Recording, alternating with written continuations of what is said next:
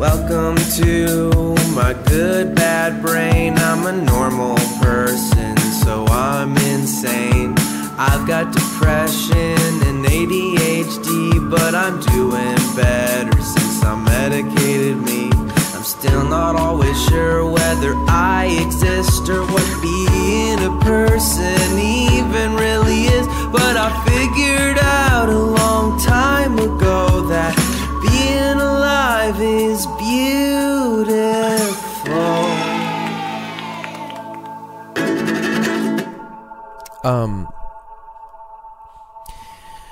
Oh my god, am I nervous about this first episode? Just being a person, no big deal. Everyone gets nervous. Why am I nervous? All right, let's do some business first. Here's the deal. Welcome to my good bad brain, the first episode. The business part is patreon.com/mygoodbadbrain, or leave me reviews, 5-star reviews ideally, maybe list a few nice words about it, because that's really helpful to making this thing a success. Thank you. And I'm humbled. I truly am by the stuff on the Patreon right now. I'm talking about it like a robot because it gives me feelings and I don't know how to deal with them exactly. And so I just try to be like, just be a person, just say the words, just thank you. So you're appreciative because it's potentially life-changing. You're doing this thing and they're supporting it. Whoa, wow. And that is true. But with that comes more responsibility. Oh, fuck. What do I do with that? And I think with that responsibility, and particularly this one, is very much flavored by the fact that I have set this up as what it is, which is a mental health and being a person podcast, and y'all out there who have supported it have made me go, oh shit, man, who am I to say that? Why am I saying that? What am I doing? I'm not a doctor. I'm not a professional. I've been a person for 32 years, so I have some experience with that. And I understand the condition of personhood is terminal. And I'm not getting out of this thing alive. So it seems like a good thing to dwell on and figure some things out about. And I think I've gotten some. I think the thing that has helped me the most with my good bad brain, with my ideas of what's existence, spiritual health, mental health, physical health, what's the difference, is just sitting and talking to people, especially people that I love, especially people that I care about, especially other people who are good at relating to other people, who want to see all these commonalities between us, who also struggle with their own good bad brains and get through. So that's what I did. That's what I thought would be the best thing to do here, is talk to as many people as I could who are getting through and getting through beautifully. And it ends up feeling like a little bit like a therapy session, I guess. We talk all over the place, but that's how conversations go. The only difference is I don't stop at 50 minutes and go, hey, give me a check. We talk for about 2 hours, I think. I do ask some formal questions at the end every time. I just want to make sure that this doesn't just turn into a hang sesh completely. Not that there's anything wrong with that. Hang sessions are very healing and wonderful. Community. They make you feel connected to other human beings. They make you feel less alone in the universe. It makes you feel like, oh, maybe there's some sort of like a connection, reason between all this stuff, reality. I do ask questions. I ask the questions about, you got any diagnoses ever about your brain? You take any mental health sort of medication? You take any medication? What do you take? How much? Whatever. What do you think of it? Have you? I ask about self-care tactics. I ask about, some silly internal questions. That all happens for sure at the end in a more formal way every time. But a lot of it's just sitting and talking, observations of the universe, lessons we've seen, that we've learned, whatever. And I will say real quick, third order business stuff. I'm gonna get better at this recording thing. I get pretty excited at times in this conversation, and the recording quality is not as good as I want it to be, but it'll get better. It'll keep getting better. This is a one-man show, you know what I mean? Learning about audio engineering as I go. Okay, let's get to this episode. This first fucking episode of My Good Bad Brain. Good Lord, here we go. Kicking it off, lighting the firecracker. Grace Helbig. If you don't know who Grace Helbig is, then I don't know what you're doing on the internet. Come on, man. What are you doing? Grace is just one of the Holy Trinity, She's like fucking one of the first branches in the tree in the new media thing. And I don't know. Just Google Grace Helbig. She's vlogged for a long time, makes a lot of content, actress, producer, creator. She's got this show, This Might Get, with my other dear friend Mamrie Hart going on right now, and author. I don't know, whatever. She's done a lot of these things, And to me, she is my friend. She is my very good friend, and just one of my favorite people in the universe. And I thought she'd be fun to kick this off with, because her podcast that I did, Not Too Deep, this is quite the opposite of Not Too Deep, but is probably the reason that I'm doing this now. She invited me on her podcast a couple years ago, and I've gone on a couple times now, and it's always such a blast. And I was like, damn, I love talking to people about being people, about the world. And so I thought it would only be appropriate and fitting to have her be the first guest on this one. If it's her fault that I'm doing this, because I don't take any responsibility for anything, it's her fault. She triggered it. It happens. It's her fault. Of course. Then, let's have her first. I have a sort of theme in mind with every individual that I sit down to talk with, something that I think is specifically related to them or who I see them as in the world, and would be kind of a thing to talk about.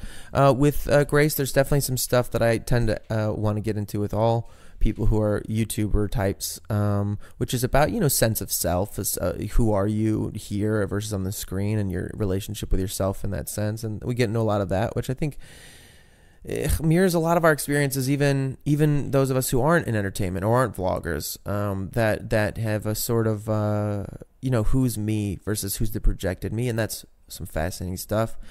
But my favorite thing and my most connected thing, I think, with Grace is a sort of appreciation for what I would call divine stupidity.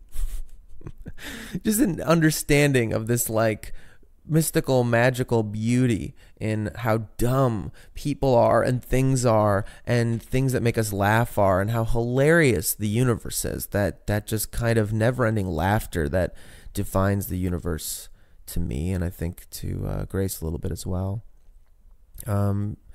Yeah, I think that's enough. I don't know. She's just wonderful. Something I find in people, I don't want to speak for them too much, but I see in them, or feel I see in them, that resonates with me, and a feeling I have is this feeling of kind of feeling like an alien pretending to be a person, observing people all the time, being among them but not one of them, which is not true, really.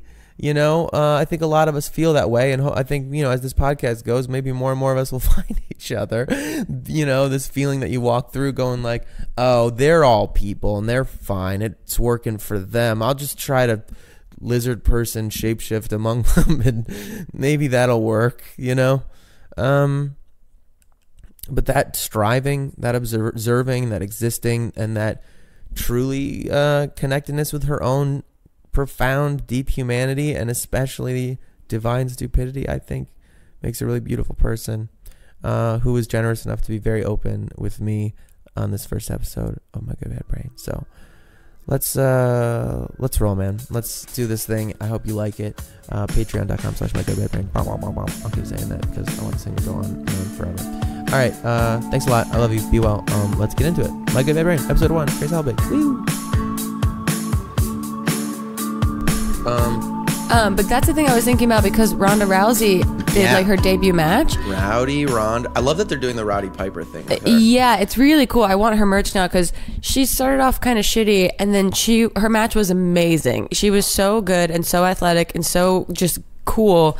And I was saying I would be terrified to fight Ronda Rousey in WWE, because she's an actual fighter. What if all of a sudden she sees red and does break your arm in an arm bar? Yeah, and it's that's like Brock Lesnar too. Yeah, no, exactly. Actually, and I think a lot of them. This is so funny. Literally, the last one of these I recorded, I don't know what order they'll go in, was with Zeke, and we just talked about pro wrestling for I've been watching all of the 24s on, which is basically their 30 for 30s on their individual wrestlers on the WWE network. Yeah. And Finn Balor and Seth Rollins both had injuries that they had to recover from for months and months, and it chronicles their recovery. Dude, Finn Balor's amazing. He's my favorite of all time. What's the LGBT thing? Because I was seeing about that. He brought so he sold shirts at WrestleMania, and a portion of it went to Glass plaid, and he brought out all these LGBTQ plus community members with him as his entrance. That's rad. And then I'm getting chills right now talking about it because I just watched his 24, and he's just great. He's been like, he loves wrestling. He's been trying to do it. He's from Ireland for his whole life. His parents are just like super sweet, supportive Irish parents. Yeah. And he's got just good friends, and he seems just like nice. And there is the whole skepticism of like, is he bi? Is he gay? Is this like some announcement in some way? It was just him saying that wrestling should have inclusion. Well, I also like that even if, I don't know, to me, he might be, but like this is the thing I talk about.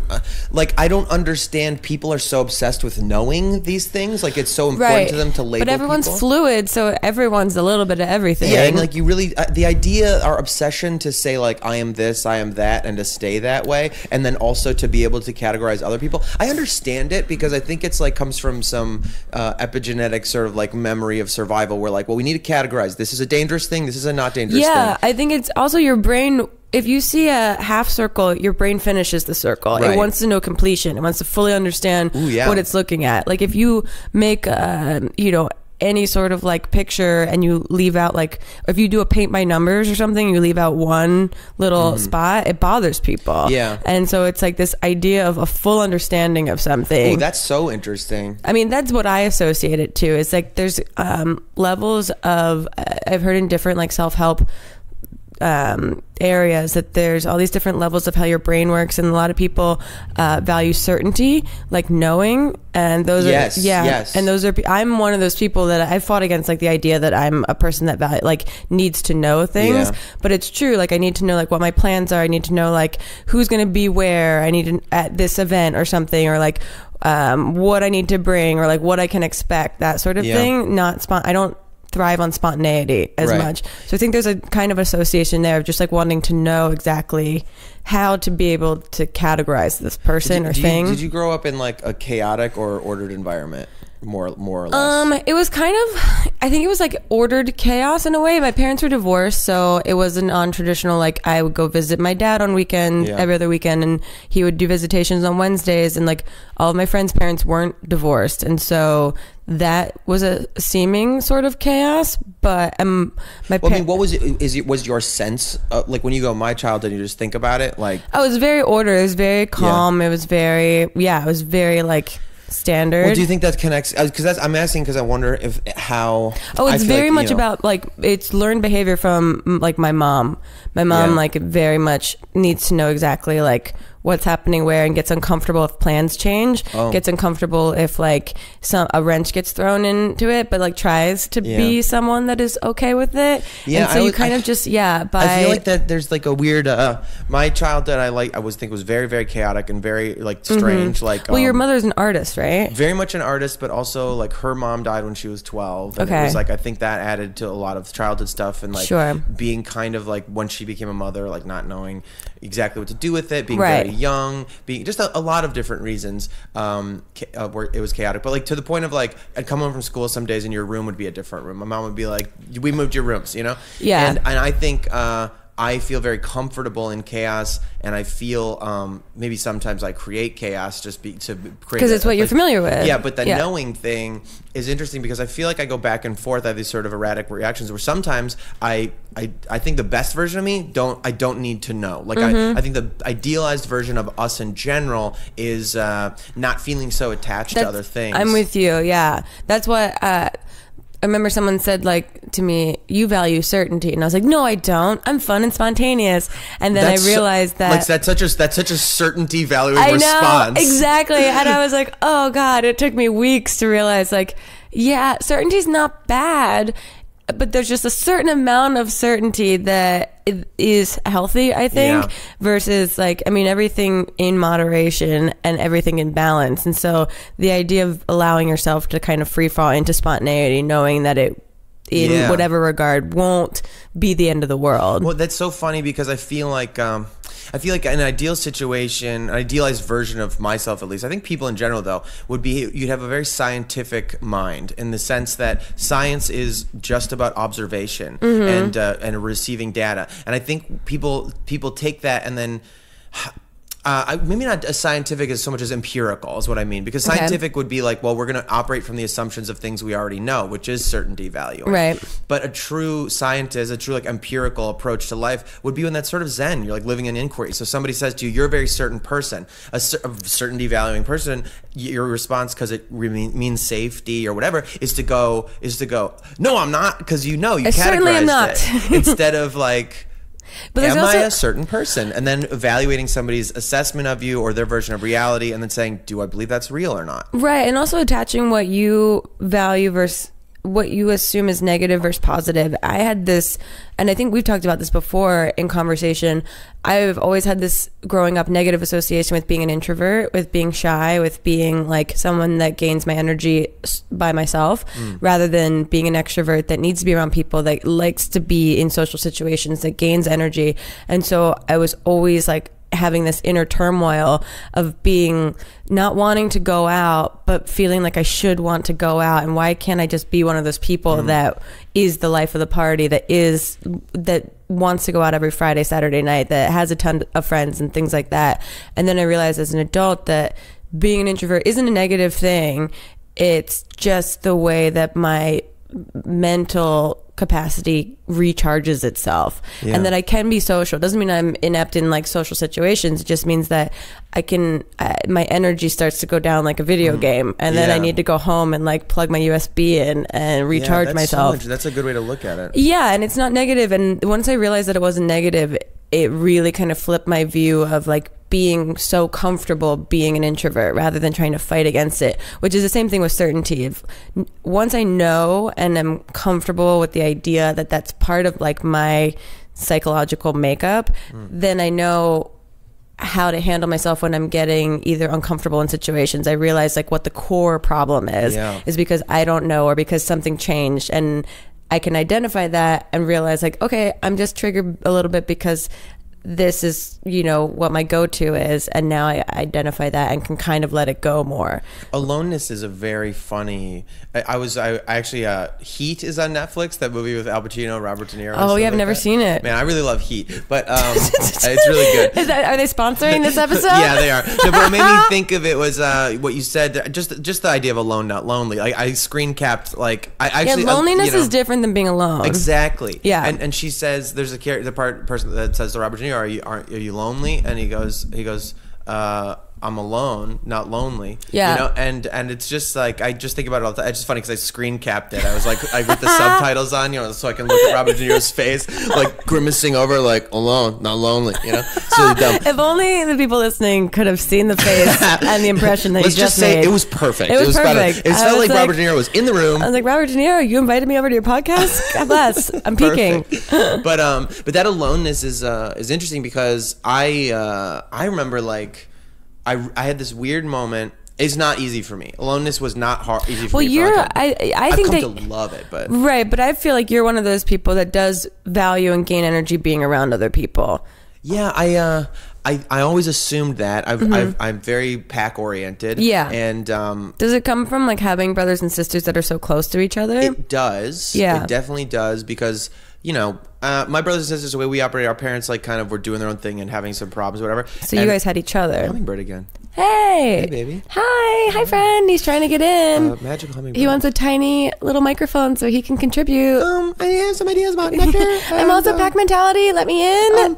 Why do we always feel like there's not enough nectar? There's so much nectar, and it's just there in flowers. What if hummingbirds have really low voices? Why does everyone do it so high? That's a totally fine point. I appreciate that. They could be like working on a frequency so low. Yeah. They all sound like Samuel L. Jackson, and we just don't know. It's like just a dopey Muppet dog. Like this one wants to get in and become a friend. There it goes. Bye. It's going to brunch. Aloneness. No, but I want to because I think that's like important. That you and your brothers and sisters. We bonded. We were like, all right, well, they're gonna do whatever. We're gonna forever pack up and bond together, and it's remained true. But I had this weird. I had a girlfriend in high school. We stayed together for a long time, and I moved to LA with her, and I had a roommate then too who came with us. We were all like moved out for the first like 6 months, sublet this place, and there was this day. I was probably like 20 years old. I think 2021, something like that, and I had this weird day. She went to do her job at like a hostess job, and my buddy used to play poker. He would like go play poker to pay his rent, and he went to some casinos going, and it was a Sunday afternoon, evening, and I suddenly realized I was alone, and I was like, I think this is the first time I've truly been alone, physically, literally alone, in like my whole life, maybe. Like, that can't be true, but I was the first time that you realized it. I sleep through marching bands because there's so many people in my house always screaming around. There's so many kids everywhere, always groups. And then I had this companion. We were constantly together and blah, blah. And I had this like real freak out where I was like, oh my fucking God, this like panic came over me of this aloneness. And I think that was the first time, you know, anybody reacts to something uncomfortable, I guess, especially when I was such a fucking mess, in a very, very panicky and very like, I gotta get away from this forever, discomfort, I gotta get away from it. But years and years later, I think that was just the first time the thought began. I think maybe other people have that reaction too, depending which side you're on, either to groups or not. Then now, I don't know, I started to cultivate that aloneness. It just created panic. It just created like a true echo of an existential feeling of loneliness. And this thing that we're always trying to stave off, that our experience is truly always alone. That there's you know, in some sense. Singular, yeah. Yeah, especially when you won't like singular. That's a much better way to put it. Yeah. And that, you know, over time I had to really cultivate it. Now I value it deeply. And I do feel like regenerated in certain ways. And I think... maybe it's obvious to say, and there's just a holistic sort of truth in general, that both there are different types of batteries in us, and that we all have them, and there are things that we require. Like if you stayed alone all the time, certain parts of you batteries would start to drain that. Oh, for sure. Thrive from, and that's what I realized as an adult too, that I've gotten this realization that I'm an introvert and I like being alone, but then sometimes I lean too far into that and then it becomes lonely rather than being alone. And then I have to like make an effort to like reassert myself into society and like hang out with people and like be social and like actually make moves to do that, like conscious efforts to do that. Right. What do you gain from it? Like, you know what I mean? Like, what is the sense of you? What do you? Well, see, I used to do it. It was so much easier in New York. When I lived in New York before I moved to Los Angeles, I did improv. So you felt innately like part of a community. You had like this home to go to, this comedy theater that you went to, and all of the people that you knew that were doing comedy and that hung out at the bar at the theater afterwards. And so you had, without even knowing it, you were part of this community. And so you don't realize what you have until it's gone, you know? Yeah. And so I belong to the People's Improv Theater, and coming out to the West Coast, they don't have a theater out here. And so I just started leaning more into YouTube and away from improv. So I didn't, you know, get involved in any of the UCBs or anything out here. And YouTube isn't in of itself a community, but it's also a very alone community because you work solo unless you make a conscious effort to work with others. Right. And so I feel like now I've been out here for like 5 years and I'm like, oh, I'm part of this disjointed, disconnected digital community, which does feel like I'm part of something, but in a physical sense, I don't have the same like camaraderie I had. Yeah, a lot of YouTubers have that vibe. When you get into gatherings of YouTubers, it's really fascinating. It's very fascinating to see how the psychology of everyone works, interacting in real life with each other. And that's why working on sets, I value a lot more than I used to. It used to just be a job. I'd come and go and then go do like my work at home. But now I'm like, Mamrie and I started this new show, and it's so wonderful to be surrounded by a familiar group of faces every week, to go back and feel like, oh, social interaction with other people and getting to know people, even in a work sense, just feels really nice. And it's weird because people that work in offices, you know, have that every day, but it's very strange to like work online and have to like make efforts to go be around people. Well, I think sets in particular are truly magical, special places. They're weird little ecosystems. They're weird little ecosystems, 100%. But they're also, to me, they're ephemeral things, because no shoot. I mean, I've been on shows and you can feel it. But even a show that lasts for seasons and seasons, right? It's for a season. It's for the shoot week or whatever. And there's it feels like a weird era. Yeah, it's for an episode, whatever it is. It's always and not just that, but I remember the job I got my SAG card on was like I was 15, 16, and it was called Stranger Than Fiction. It was this movie with Will Ferrell that Mark Forster directed, and I got this job The audition was so dumb. The callback was dumb. We were supposed to like wait for a bus, and imagine we just saw a woman got hit by a bus. It was for like one line parts. There was no part in the script, and they just gave me a line. I hope that audition tape is somewhere out in the world. I do too. But there was like the scene was just in a bakery, and literally I had one line. I think I said I said like or two yeah, and oh, thank you to Maggie Gyllenhaal, and then I got my fucking SAG card. There you go. I remember being there in this bakery. I also got to talk to Will Ferrell. It was very exciting. We like stood outside because we would wait for our cue, and it was like I went in and he was in line behind me, and then after I got my pumpkin muffin, he had a scene with Maggie Gyllenhaal, and I remember being like, "Fuck, dude, this is fucking Will Ferrell," because he's already so funny, and I was like. I don't know. We talked about nothing. We talked about like Chicago weather. He was so nice. Yeah. But anyway, I had the epiphany, or not the epiphany. It's not like a brilliant thought, but it was just a weird sense that I was like, they were moving to set up a shot, and they were like moving. They moved this counter out of the way that was there in the scene, so they could put the camera there to shoot up. And I don't know why it was like the first big set, and it's a huge fucking movie. Yeah. And I had this moment where I was like. This is the same as me and my dumb friends, just with more people and money. They're literally adult human beings moving stuff around so they can take a picture of somebody playing pretend. And that's so magical to me. Well, it breaks the mystique of it in a very nice way. It makes it feel less like unavailable or unreachable or like unattainable in some way. And also, I think to me...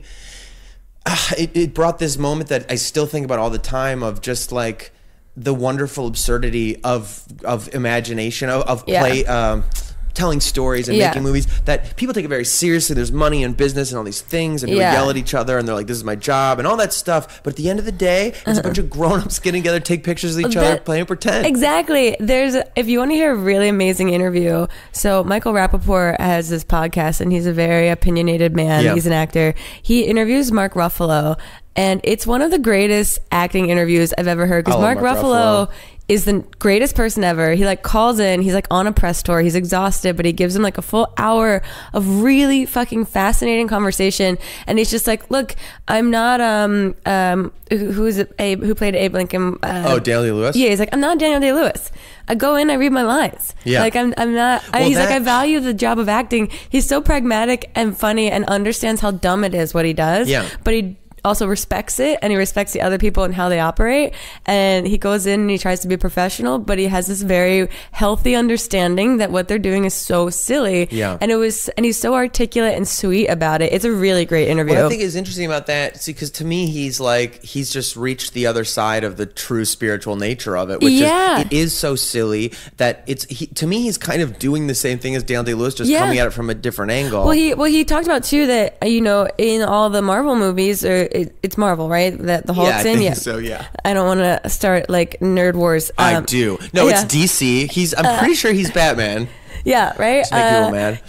He was talking about, he's like, the scripts change every single day, and so for you to get in character and like really deep dive into your lines, you can't, because on the fly you are given your lines that morning, and so you just have to say them. Yeah, that's why I always feel that way. I never learn lines. Like I haven't even for full length plays. The last time I went home, not meaning I don't learn lines, but the last time I went home, studied and like learned lines, I think was when I was 18. Because even in plays, you end up just like saying them and walking around, they just burn into you. And I like almost never on sets is the same thing, because they change so much, and also especially the new media. I think the culture of new media and this sort of multifaceted creators, I think it's a lot less but the point I'm getting to is they let actors play more and make up stuff and get. I think it's way more natural. Someone's way more present when they're not having. I know for myself, I'm not like a fully trained actor, but when someone gives me, if I know the essence... You're a very good actor, by the way. Thanks. I remember seeing Dirty 30, and I was like, damn. Thanks. Very good. Thanks. That was a really fun... It's, always more comfortable playing pretend when you're with your friends. Of course. And there's no, like, judgment on, like, how well you're going to do, because your friends are there to be, like, very real with you, and you also value their opinions of stuff. Well, you got to create that, like, I mean, it sounds funny, but you got to create a space. You got to create an allowable space. And I think the discipline of acting is more about being able to have discipline to create your own allowable space and under any circumstances, because obviously it's wonderful if you know, a director should do their job and a set should do their job to create a good space for it. Yeah. But and also, like I was saying, it's just being present. If I know the essence of what I'm supposed to be saying in a scene, but I'm allowed to, I don't have to remember that I have to say he was there. I can say, yeah, he might have been there. Yeah. And allow it to come out as naturally as I would say it as a human being. Right. I feel like that's just a more, I don't know, you're just more present instead of like thinking, what is my word I'm supposed to say? There's David Mamet wrote a book about acting, about like True and False, I think it's called. And I think honestly, for anybody, I mean, I did get some requests to I think I'll end up doing a podcast just about acting stuff. Yeah. But just a little bit here. I think he was being a bit of an asshole, just reacting to the time, like a bit extreme in it. Mm-hmm. But he basically, his thing is that as an actor, your only job is to say lines and just say the lines. And he wrote this. He uses a quote at the beginning of the book. I think it was some actor from the studio system. This quote that he said about what acting is, and he said, "Hit your mark, look the other fellow in the eye, and tell the truth." And that's literally all acting should be. All it is. And that David Mamet goes into this thing about like he'd get actors who'd come up to him because he's a writer and be like, "Oh, you know, where was my character in the winter of 1972 and this motivation?" And David Mamet would be like, "He wasn't. He only exists for these 90 pages. He's only ink on a page. That's all he says." Yeah. And that like there's some truism to like that I think could be extrapolated in an aspect of life where it's like.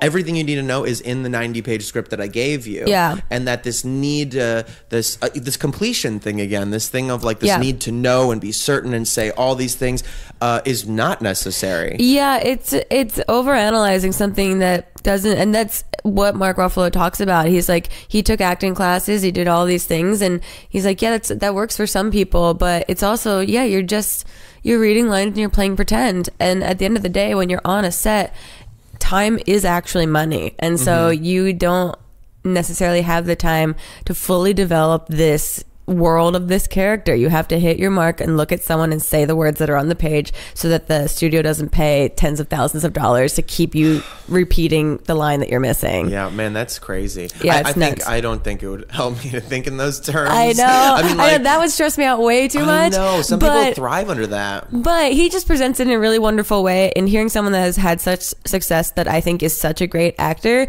talk about how it's stupid. Like, it's all very silly. And that is just kind of, it's relieving in a way to hear someone that's so successful say that. And and you can like hear the smile on his face when he talks about it and talking about how like Daniel Day-Lewis is great. I'm not him. I can't do that. I can't do that. Yeah. Well, that's we talked about before. Like, that's to the heart of, I think, like, who I think of you as in my life in general is like the sacred stupidity, basically. It's like the only thing that keeps me going is understanding that everything is stupid, and that when I get really in touch with that core value, I'm my happiest. And I think that's when a lot of people are their happiest, when they realize that everything is kind of stupid.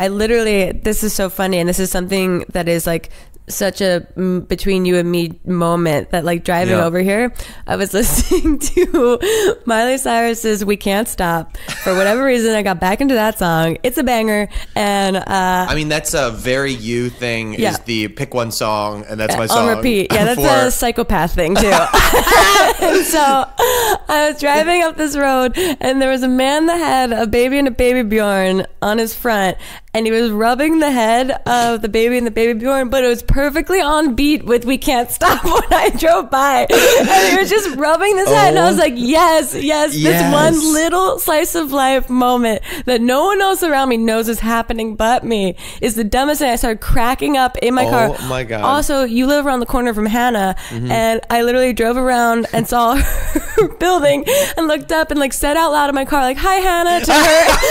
But even more than that, I saw her fucking cat lady in the corner of her window staring down at me. And I was like, "Oh my God, ladies!" And it was like back-to-back moments, and I was like, life is so dumb sometimes. I was like, of course I'm going to do Jarrett's podcast right now, and these two moments just happened. I talk all the time out loud in your car. Oh yeah, all the time. I do that at home with my dog. I just have full conversations like she's a human being, and I'm like, oh, constantly. That makes sense. I talk to her all the time, and the government has transcripts of me being a psychopath in my house. Do you have one of those? Alexa's, no, they're all in my closet, unplugged. No, fuck that. I know. I felt bad. My older brother, got me one for Christmas, and I had a Google Home that like YouTube gave us as like creator gifts. Yeah. And my friend Jocelyn, her brother used to work for Google, and he told her, he's like, those are the easiest things for anyone to tap into and listen in your home. Yeah, fuck and so that. she was like, nope, I'm done with it. And I was like, got it, me too. I'm bad with technology anyway. Even if I plugged it in, I would forget to use it for anything. I'm prone to conspiracy theory stuff anyway, but like I think the weirdest thing, I don't know, the weirdest thing about that to me is connected to that whole like, the government's gonna put microchips in us, they're gonna track everything we do. It didn't need to because we pay $800,000 to carry it out of our pocket. Yeah. And then we're like, it's gonna make our life easier. Oh, they're gonna bug your house.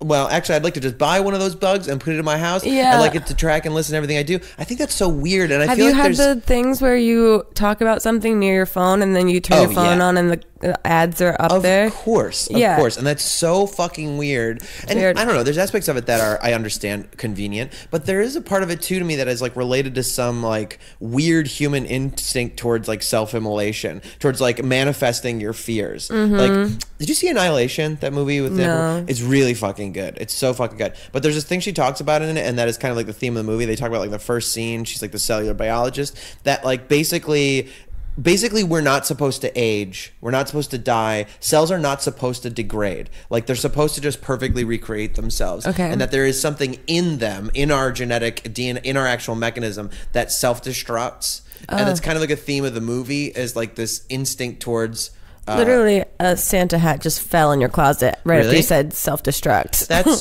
really spectacular. Yeah, Oh my the symbolism. God. Yeah, he's coming down the chimney. Yep.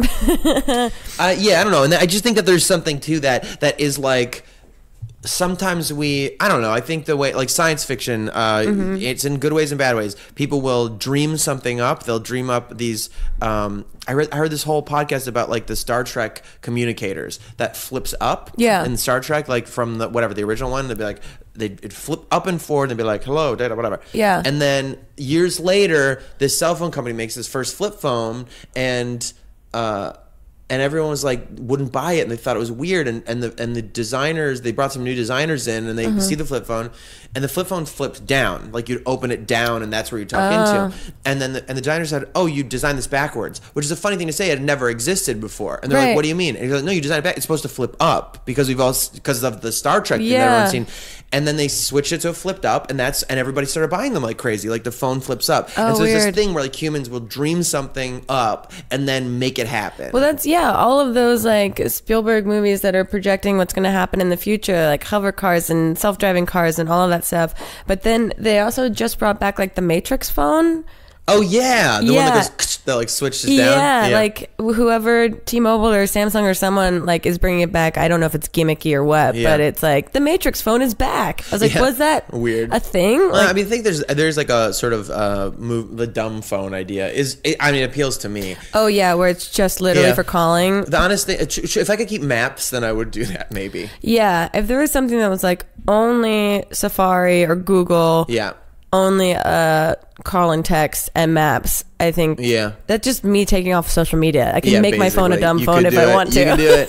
Just I it's have so the funny free 'cause will to. As I'm sitting here, I'm like, yeah, if it had that, and then also if it had Instagram, that'd be cool. I mean Twitter I need for news. Yeah, so. maybe like on Postmates. If we have Postmates, that'd be cool. Yeah, and Lyft. I do use Lyft. Yeah, Suddenly and I'm back to I my need to fucking- edit my photos, so like a photo editor would be great. I do use iMovie sometimes, so I'm gonna really? need iMovie on there.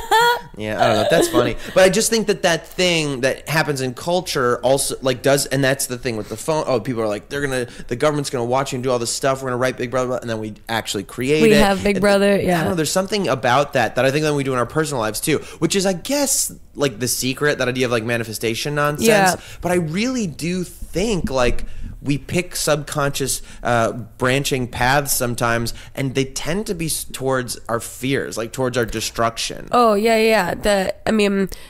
I have this weird phrase but this like philosophy of like follow your fear. when they're good fears, like follow things that make you nervous or anxious or fearful. It's an improv like phrase that, you know, like follow your foot, follow your fear, like go walk onto stage even if you don't know what you're going to say, right? And just see what happens and be okay like free falling in that world. And so I think that there's a lot of tie-ins to like real pragmatic life situations that are like follow your fear. Like people constantly are making like lists like things I'm gonna get over, accomplish this year, or like phobias, or I'm gonna learn to drive, or I'm gonna do X, Y, and Z. And I actually yesterday was like getting ready and got recommended this Vanity, I think it was Vanity Fair or Variety, where they followed Bella Thorne around. And it's like this short film, and I was absolutely ready to be like, this girl.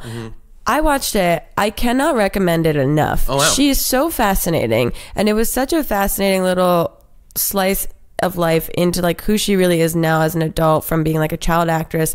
And she's so much more fascinating, interesting, and grounded and smart, and just like really, I was so surprisingly blown away by it. And it's like a 19-minute short film on YouTube, and it's like called like A Day or The Life of Bella Thorne or something, like a look into Bella Thorne's life.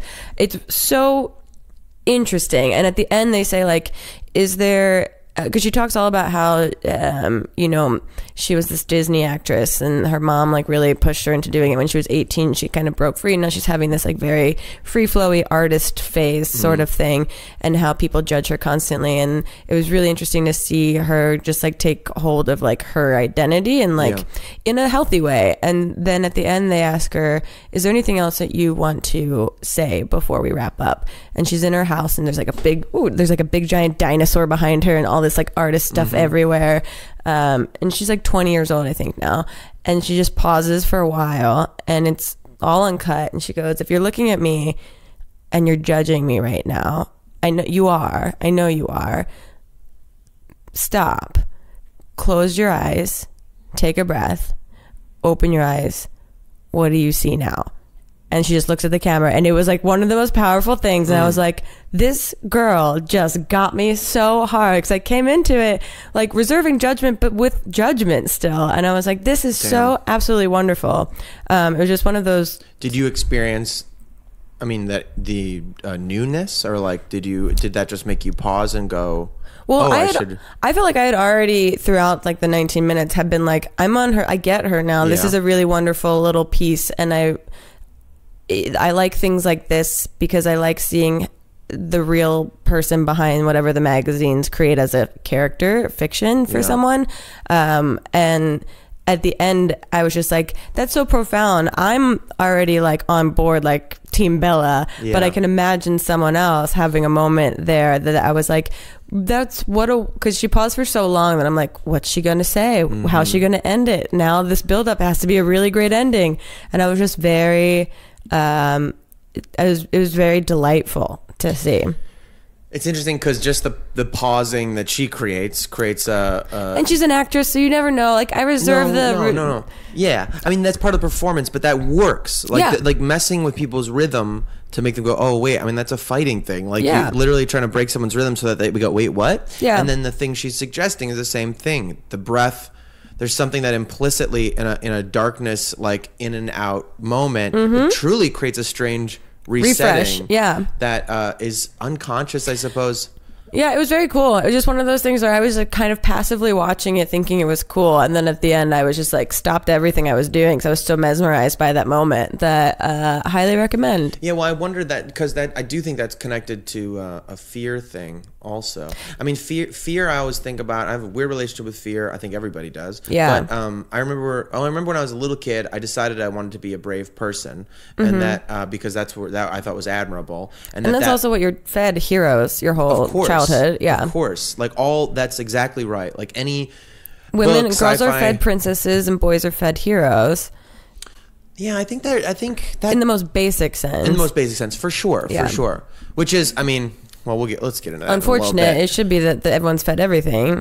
Yes, it should be exactly. It should be everything's fed everything. We're definitely. Oh man! All right, let me finish fear, and then we're gonna talk I can already see gender. 10,000 tangents happening ahead of your. Man, it's funny. I whatever mode I'm in right now, maybe it's like because it's sort of earlier in the day or something.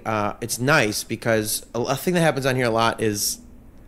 We spider web real fast. My brain goes like so you'll say something and then it sincerely feels like a baseball hitting my windshield and I just go wow that's so many ideas and we just pick one and then I try to spider web back to the other ones and it becomes overwhelming. But this is the pace feels really nice for some reason. It's a hummingbird came by and was like checking in guys, making sure. Hey, chill y'all. Hey, see how I can go really fast but also just kind of smooth. I look like I'm gonna explode. You guys chill. I'm gonna explode but I'm also just here. You can do that. You can do that. Yeah, that's how we're all existing all the time. But also calm.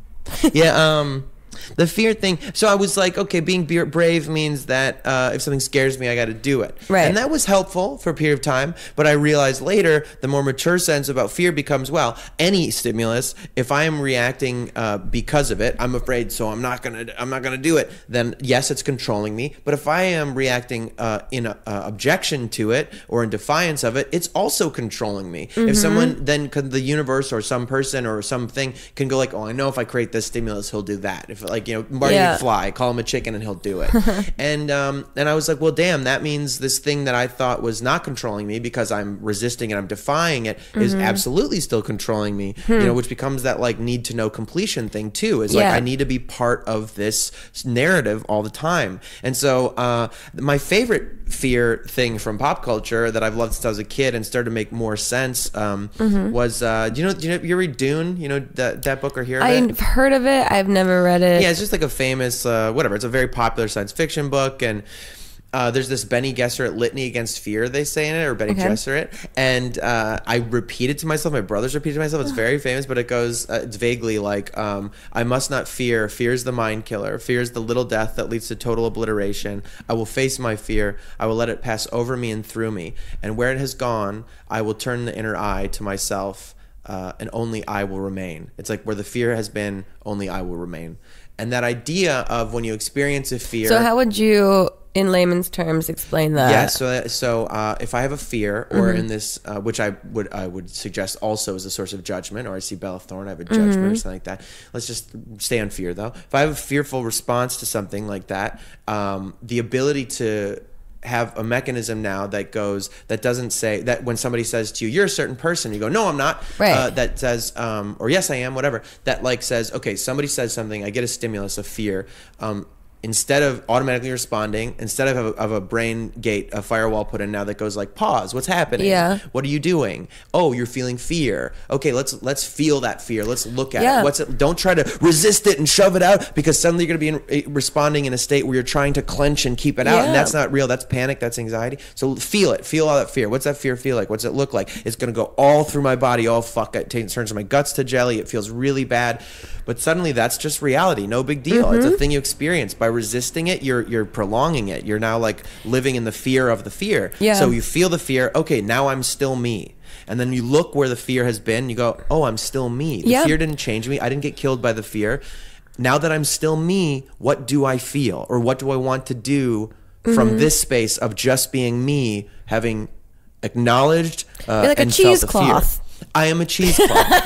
No, but I think that's so like, I used to do this like group meditation stuff in New York a few times because when I was in college, I dated a guy that was very interested in how like the brain works and meditation and hallucinogenics and all of that sort of thing. And he and my friend and I would go to these group meditations, and it was very much that that exact sort of mentality of whatever feeling you're experiencing of discomfort, whether it's fear, whether it's anxiety, the worst thing you can do is try to fight it. You have to experience it, like let it just pass through you. It's literally like eating something, like it's going to pass through you. Fear isn't going to get stuck in your throat and you're going to choke on it for the rest of your life unless you choose to. Like you have to let it acknowledge it and just let it go in a way, which is so much easier said than done, obviously, in the brain. But I mean, I really, that one moment, P.S., I just want to like, that fear's, what is it? Fear's not going to get stuck in your throat. You're not going to choke in it. You're not going to choke and die. Damn, that's really good though. But that's what you're saying, is that once it passes through and then you're still you at the end of it. Yeah, that's just such a visceral, like, truism. Like, yeah, because I think we fear things because we think it's going to end us in some way, like completely. I always think, because I'm actually working on a third book that's based solely on fear, and it's based on like anxiety and fears and how they've manifested in my life, and like essays and short stories based on like that kind of thing. And ironically enough, I'm having a very difficult time starting it, which is, I think, innately a fear of writing a book about fear. Well, also, I think, if I may be so bold, I feel like you're digging into real you. Yeah, and that's a side that I haven't. Man. It is super scary, and it's also one of those things where I've been online and explaining like my story for so long that I'm like, what is my story? You know, it's been told in so many different ways, but like, what's the reality of it to me if I want to sit down and write it, and how do I want to shape it, and like all of that. But like, you get used to, I mean, that's an interesting thing. I mean, you tell your own stories for so long that you're like, is this my story? Right. I've just been saying this thing, but is this really how I live my life? Especially for you, like when it becomes part of your work, your business, your life, your identity is like something. And there's a healthy amount of, you know, telling what you want to tell online about yourself and reserving who you are behind the scenes, especially for me. That's been very true. Well, I mean, what is your, I mean, I do want to keep on this thing, but what is your relationship to Grace on the screen? Well, I've always had this thing when I first started making videos and doing comedy in New York, that comedy was first in my personal life, and like myself as Grace Helbig is second or third at least. Like, I wasn't presenting a reality show, I was presenting creative comedy content, and obviously with comedy it's based on your perspective of the world, which comes from your personal experiences, which comes from your day in and day out life. So you can't, it's impossible to completely hide who you are, experiences you've had, if you want to make jokes about them, if you want to be a storyteller in some way. So I don't think you can tell. I don't think you can be funny without telling the truth. Exactly, and that's what makes stuff funny, is that you can relate to personal experiences because people have had personal experiences that are similar, and so it's been this kind of just sort of checks and balances throughout my internet life of how much I want to reveal about myself. And I think as I get older, I'm much more comfortable. I think, and that's something everyone says, is that you just stop giving a shit as you get older. Dude, well, I was talking to my buddy, I was talking to Jason about this, because he's my roommate and my dear friend, and he's in his 30s and I'm in my 30s now, and we were joking that like both of us don't have kids. We dodged the dad bullet. Bullets. We've become dad age, and like the things that we associate with dads because of like as a somehow something coming out of not giving a shit because they have kids now or whatever is happening to us, like our fashion and our choices or not give a shit, and we're like, maybe it's the dad thing's just a function of age. Just you get to a place where you're like, oh wait, I don't give a shit, and stupid things are even funnier to me, like puns and dumb shit, and things aren't as important as they used to be, and you become like satisfied with like simple pleasures, and you become just kind of satisfied with openness. Mamrie and I think have always operated the same way of making sure that our personal lives were held back and for us and not for the internet, and we've both now reached this kind of like renaissance of self a little bit, that's like, it's okay to put out there who you're hanging out with, what you're doing, like being a little bit more personal, and it doesn't affect the business side of what you're doing at all. Because I mean, I watch reality television because I'm fascinated by like the human experience, even though that's very obviously curated, but I think humans are infinitely interesting, and so I have to start participating if I want to take from it. So it's been, but it's also very scary when you put yourself out there. You can't take it back in any like, you know, social sense digitally. That is true. But I also think you're right that the irony of that is that, you can't take it back. Right. But also once you start just putting out truth, you're like, well, why would I take it back? That's real. Like, you know, and also not that important. Like everything's so transient. We're so like moving along. Well, I think that's why this Bella Thorne thing affected me so much, because she was so unabashedly like, I know people judge me. I know people have criticisms over like that I smoke weed or that I'm making stupid music or that I look this way or color my hair this way. I know that, but this is who I am, and you can take it or leave it. And she was just so confident in that,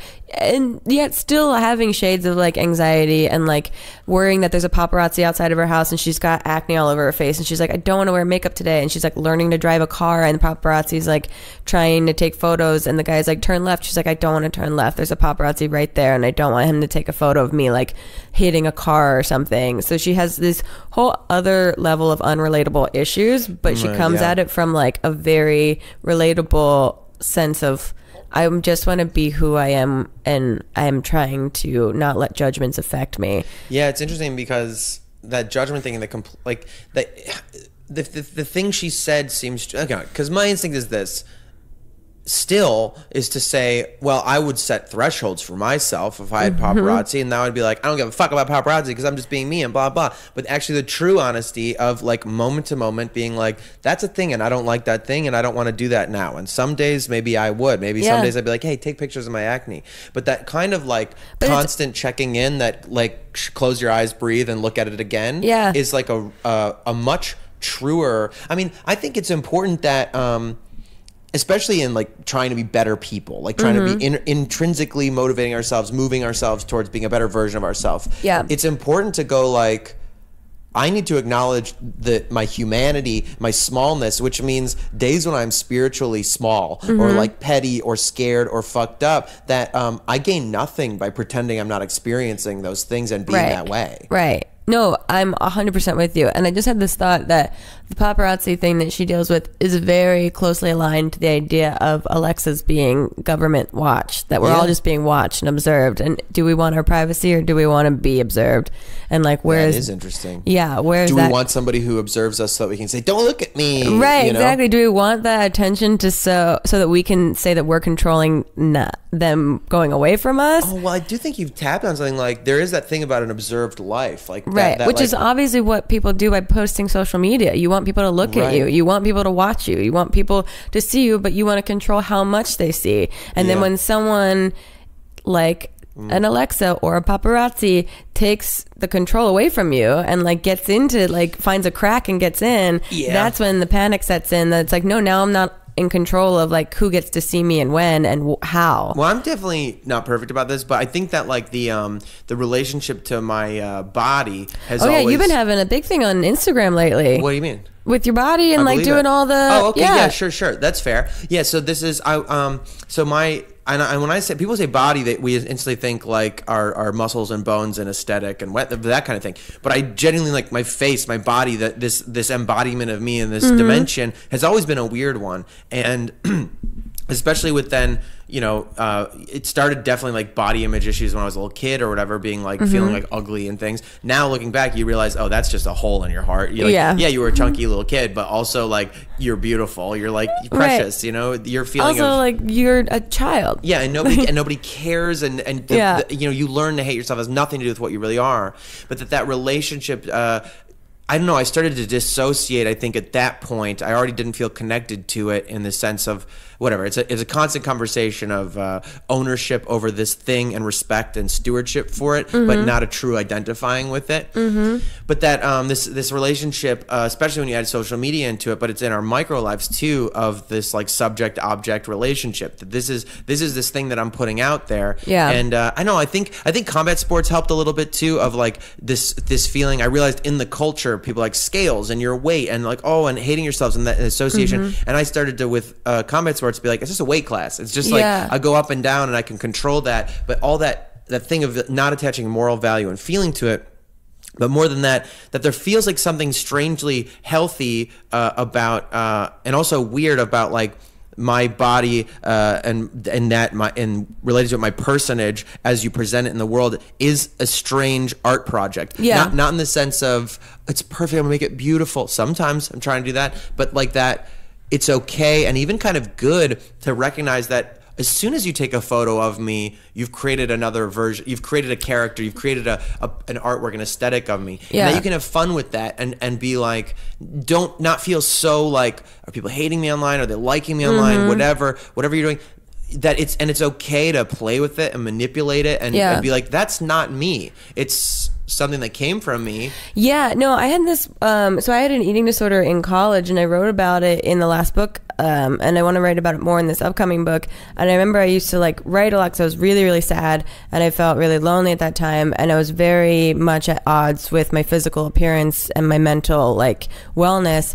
And I remember when I decided I wanted to write in the last book, the opening about that, I went back and found in notebooks that I think I wrote that your body is just like a shell for your personality. So the aesthetics of your shell are not the value. It's like the intrinsic personality and brain that's inside of whatever shell it is. You can only control your outer shell to such degree, but it's like the brain and the personality that is the most valuable temple that you need to like keep well. And I remember going back and reading that, and remember writing it and feeling like very comforted by that moment, still not fully believing it, but like fundamentally believing it, but not intrinsically believing it. And then going back and being like, oh yeah, that was the start and really like pivot point of me starting to understand my relationship with my body. And I've had a real like interesting thing, and you and I have talked about this before lately, especially coming off of WrestleMania, of like, I want my body to be able to do things. Like, I don't want it to weigh a certain way. I don't want it to like, you know, fit into a certain size jean. Like, I want to be able to like do a back bend. I want to be able to do like physical things. I want to be able to like lift things. I want like that to me is starting to become more valuable than like looking a certain way in a dress. 100%. I think bam. Okay. Bam. Bam. Bam. Julio, damn. Bam. You gave me a million fucking thoughts again. And I'm like, where do I pause? Well, okay, first I just want to say a brief thing about, I think it is very important, what you said about my brain and my personality.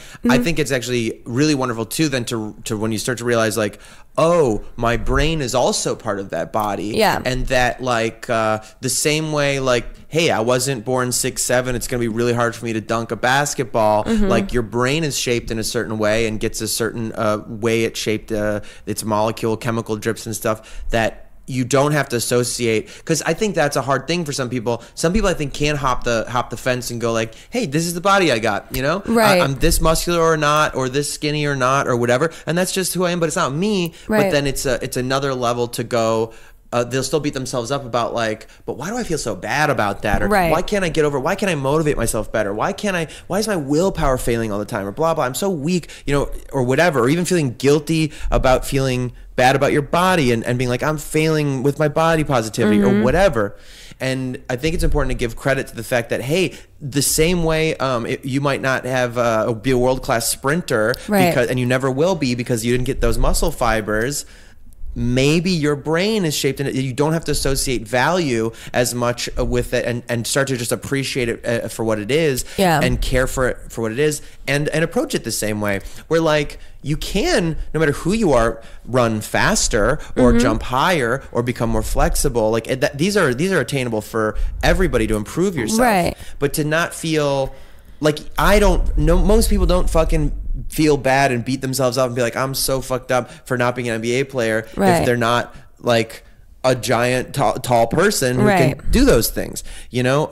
I think that's really important to go like, so if you have a brain that also, I don't know, I start to get down these holes of there's no end to them, like I never want to take away people's agency in the sense that I think we struggle with understanding that you can both not blame victims, you can both not victim shame and encourage people to take responsibility for their own selves, because it feels like we got to get in a camp of either or.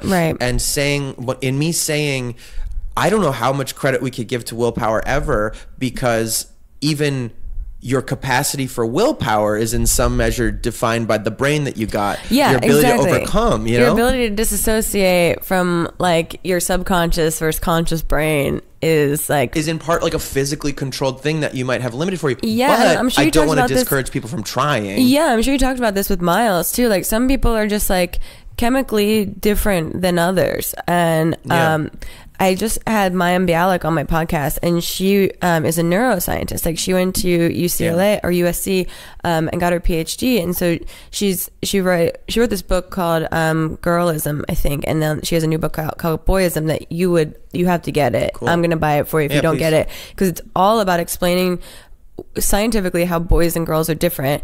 And so, but then explaining a lot about like toxic masculinity and like why boys should be like, can do X, Y, and Z because she has 2 sons. And it's the way she describes it is just really fascinating about like laying out the scientific playing field of like how testosterone makes boys able to do things that girls cannot do, but on an emotional scale, like the way that sensitivities and feelings should be presented to boys and girls collectively. It sounds really, really fascinating and completely up your alley. Yeah, I really would love to read that. I mean, I think that stuff's so important, connected to intellectual ideas. I mean, I was talking to Zeke about this the other day, who I've known because we met, and he's a comedy producer, like creative, right? He's like so creative and obviously sober. He's worked so long. He's very introspective and able to express himself. He's worked at that. But we met doing combat sports, which he still does, and he surfs and does things like that.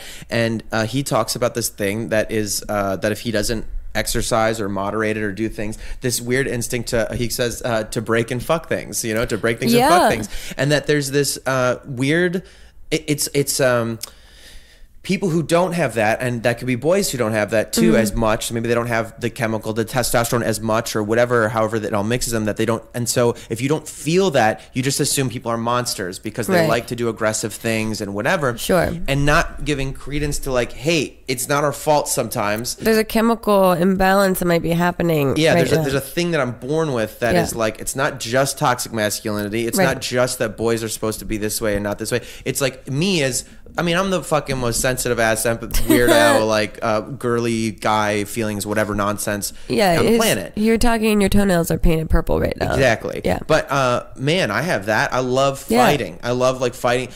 And realizing that there are safe ways to express I think this is like a dark thing people don't want to talk about in our society. Like, I think we've started to destigmatize sexuality a lot more, like this like eros, like, and saying like, hey, people have sexual impulses. Like everybody looks at porn or has like things or whatever, and whatever you're into, no kink shaming, and that's a whole thing. And starting to normalize like that's a part of every person. Yeah, I think the death instinct is something that hopefully we'll be able to converse more about, because right now I think you see this really toxic divide of either among males and toxic masculine sort of like expression or culture that's either extreme shame and internalized like, I don't feel any of that stuff. I'm a good guy and I don't like any of that.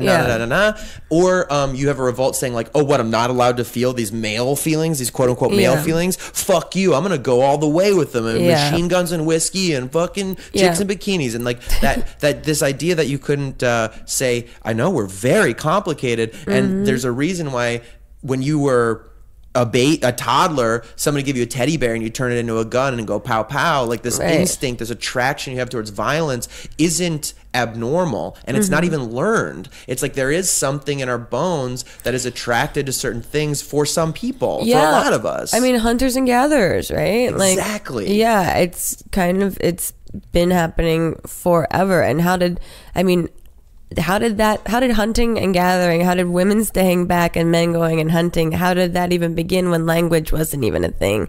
Like, if cavemen and cavewomen like could not actually communicate other than grunts and groans, like how did those roles get established? Right. And how did they evolve over time, which is very strange. Exactly. And then with evolution too, that's a good like, it was selected for by nature. Like there are species in nature like hyenas that are matriarchal, where like for whatever reason evolution selected, for whatever reason the women started larger and they kept being larger and stronger. I mean, and what is it, praying mantises, the woman bites the head off the guy after she has sex with him. And it's just it just so happens, I think it's probably related somehow to like gestation periods or something like that if the female of the species is going to spend 9 months out of the year, or let's say 4 when it's like a heavy part of the pregnancy, where it's going to be like less likely that they can move around and hunt and run and jump as much, probably that would result in the males of the species who spend Having less to time go- doing that, yeah. being the ones moving around, and therefore would select for over time. That Mm-hmm. is not something, but that would get selected for, and that now you do have a thing where it's like, hey, boys do have a certain,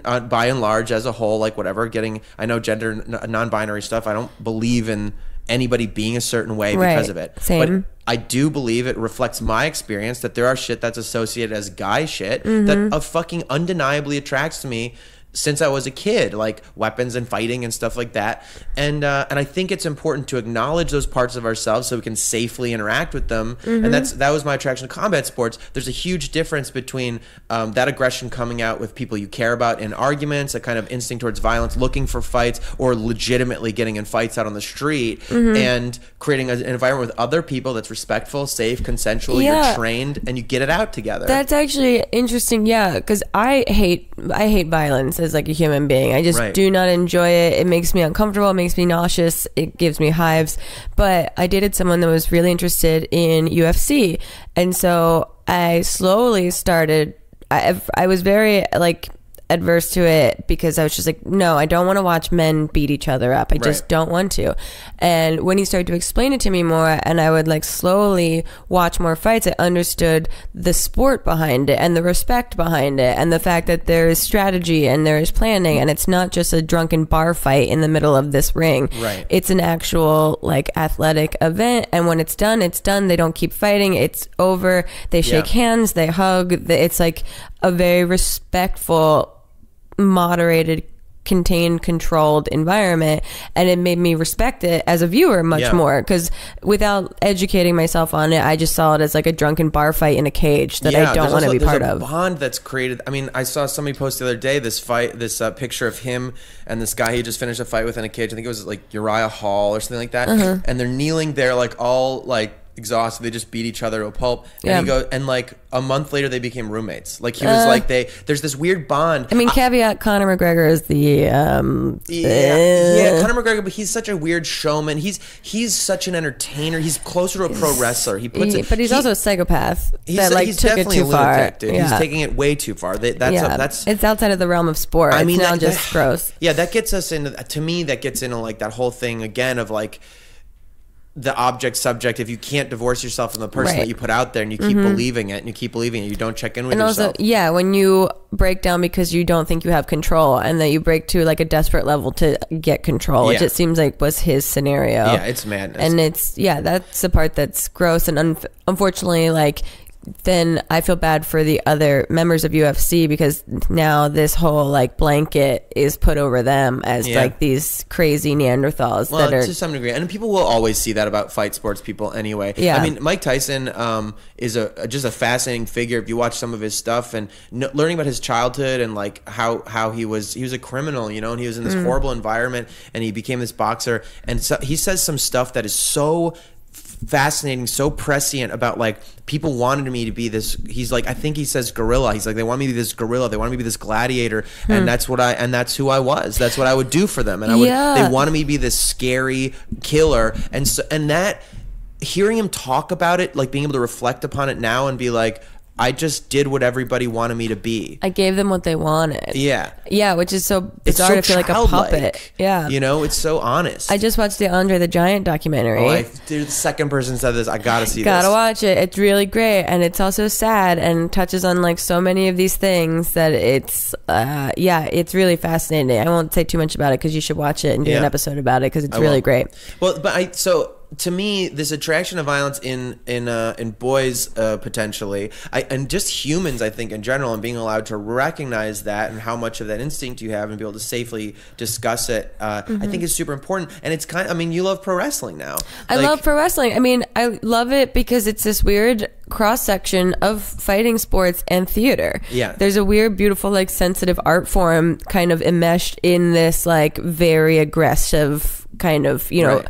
body to body combat. Yeah. And there's this weird dance that happens that I Yeah. love, and it's very much improvised too. Yeah. That Ooh, it's yeah, that's yeah. there's a lot, and Brooks was telling me that he listened to John Cena do an interview on, I think, Mark Maron's on Nerdist. He was on Nerdist recently, and he was talking about how all the new guys that are coming up very much talk beforehand and like choreograph all of their matches. And he's like, I still don't do that. All the old guys, we just get in, we'll talk kind of loosely about what we're going to do, but it's completely improvised. That's cool. It's super cool. It makes me respect it so much more. But I do understand why the new guys are choreographing it, because they're doing insane shit off the ropes and stuff like that. It's very gymnastics oriented, which is cool to watch and is a greater show. And obviously, the more choreographing, the less injury it would happen.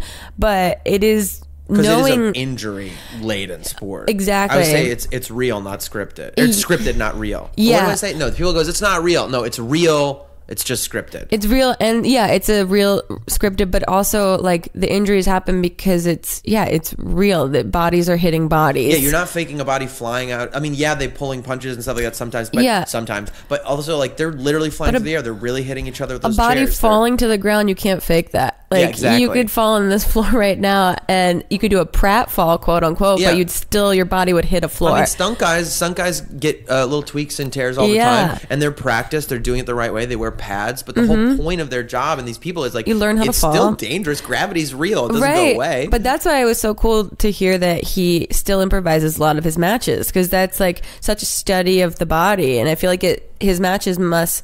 Now I want to go watch it with a finer eye, because he must be so present, have to be so present. Well, there's also that speaks to his, I mean, I was talking about this the other day, that I feel like a lot of the new generation of wrestlers like don't have the showmanship, like the same, like, and they're not as good as cutting promos and improvising, and that seems directly connected, that improvisational ability. Oh, yeah. If you go back and you watch like Macho Man, or you watch Hulk, it is featured heavily, obviously, in the Andre the Giant doc, and when you watch the old clips of him just doing talking heads, or even Ultimate Warrior, who's just such a lunatic that he turns his back to the camera constantly, just screaming.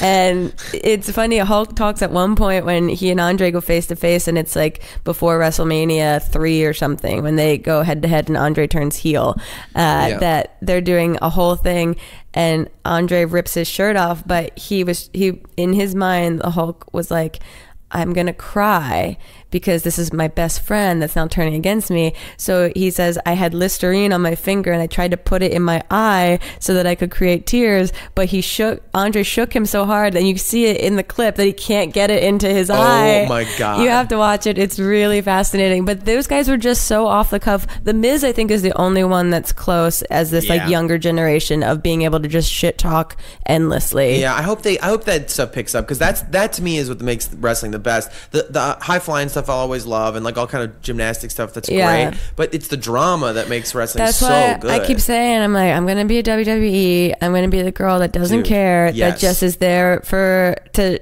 talk and be funny and wear sweatpants. No, oh my God. I want to be like the Hangover. You said to me, like, when we used to WrestleMania stuff and we were wrestling, you were like, maybe you should be a wrestler, maybe that's really your calling, maybe that's your calling. Honestly, Jerry, I've been literally listening to music, being like, what's my entrance song gonna be? And just been on a treadmill listening to entrance. If you want to get into it, I would do that with you. I honestly was gonna ask you, like, do you know a gym that I can start? There is I do know pro wrestlers, pro wrestling gyms in the LA area. I've wanted to go, because I do grappling, which PS, I also think there's an aspect, not to get like so bipolar-y, like jumping back and forth between like psychological stuff or whatever, but I was thinking when we were talking about this and the bonds in violence that people have with each other in horseplay, there's a lot of oxytocin release, because it's still this human body contact, you know? There's still this, so that intimacy that people feel even for their enemies or their foes, there is like something I think very real about like all that pressure, all that contact and fighting and clutching and skin contact. You're releasing oxytocin and weirdly bonding to each other in this violence, which I wonder if that isn't some evolutionary thing to prevent us from killing each other.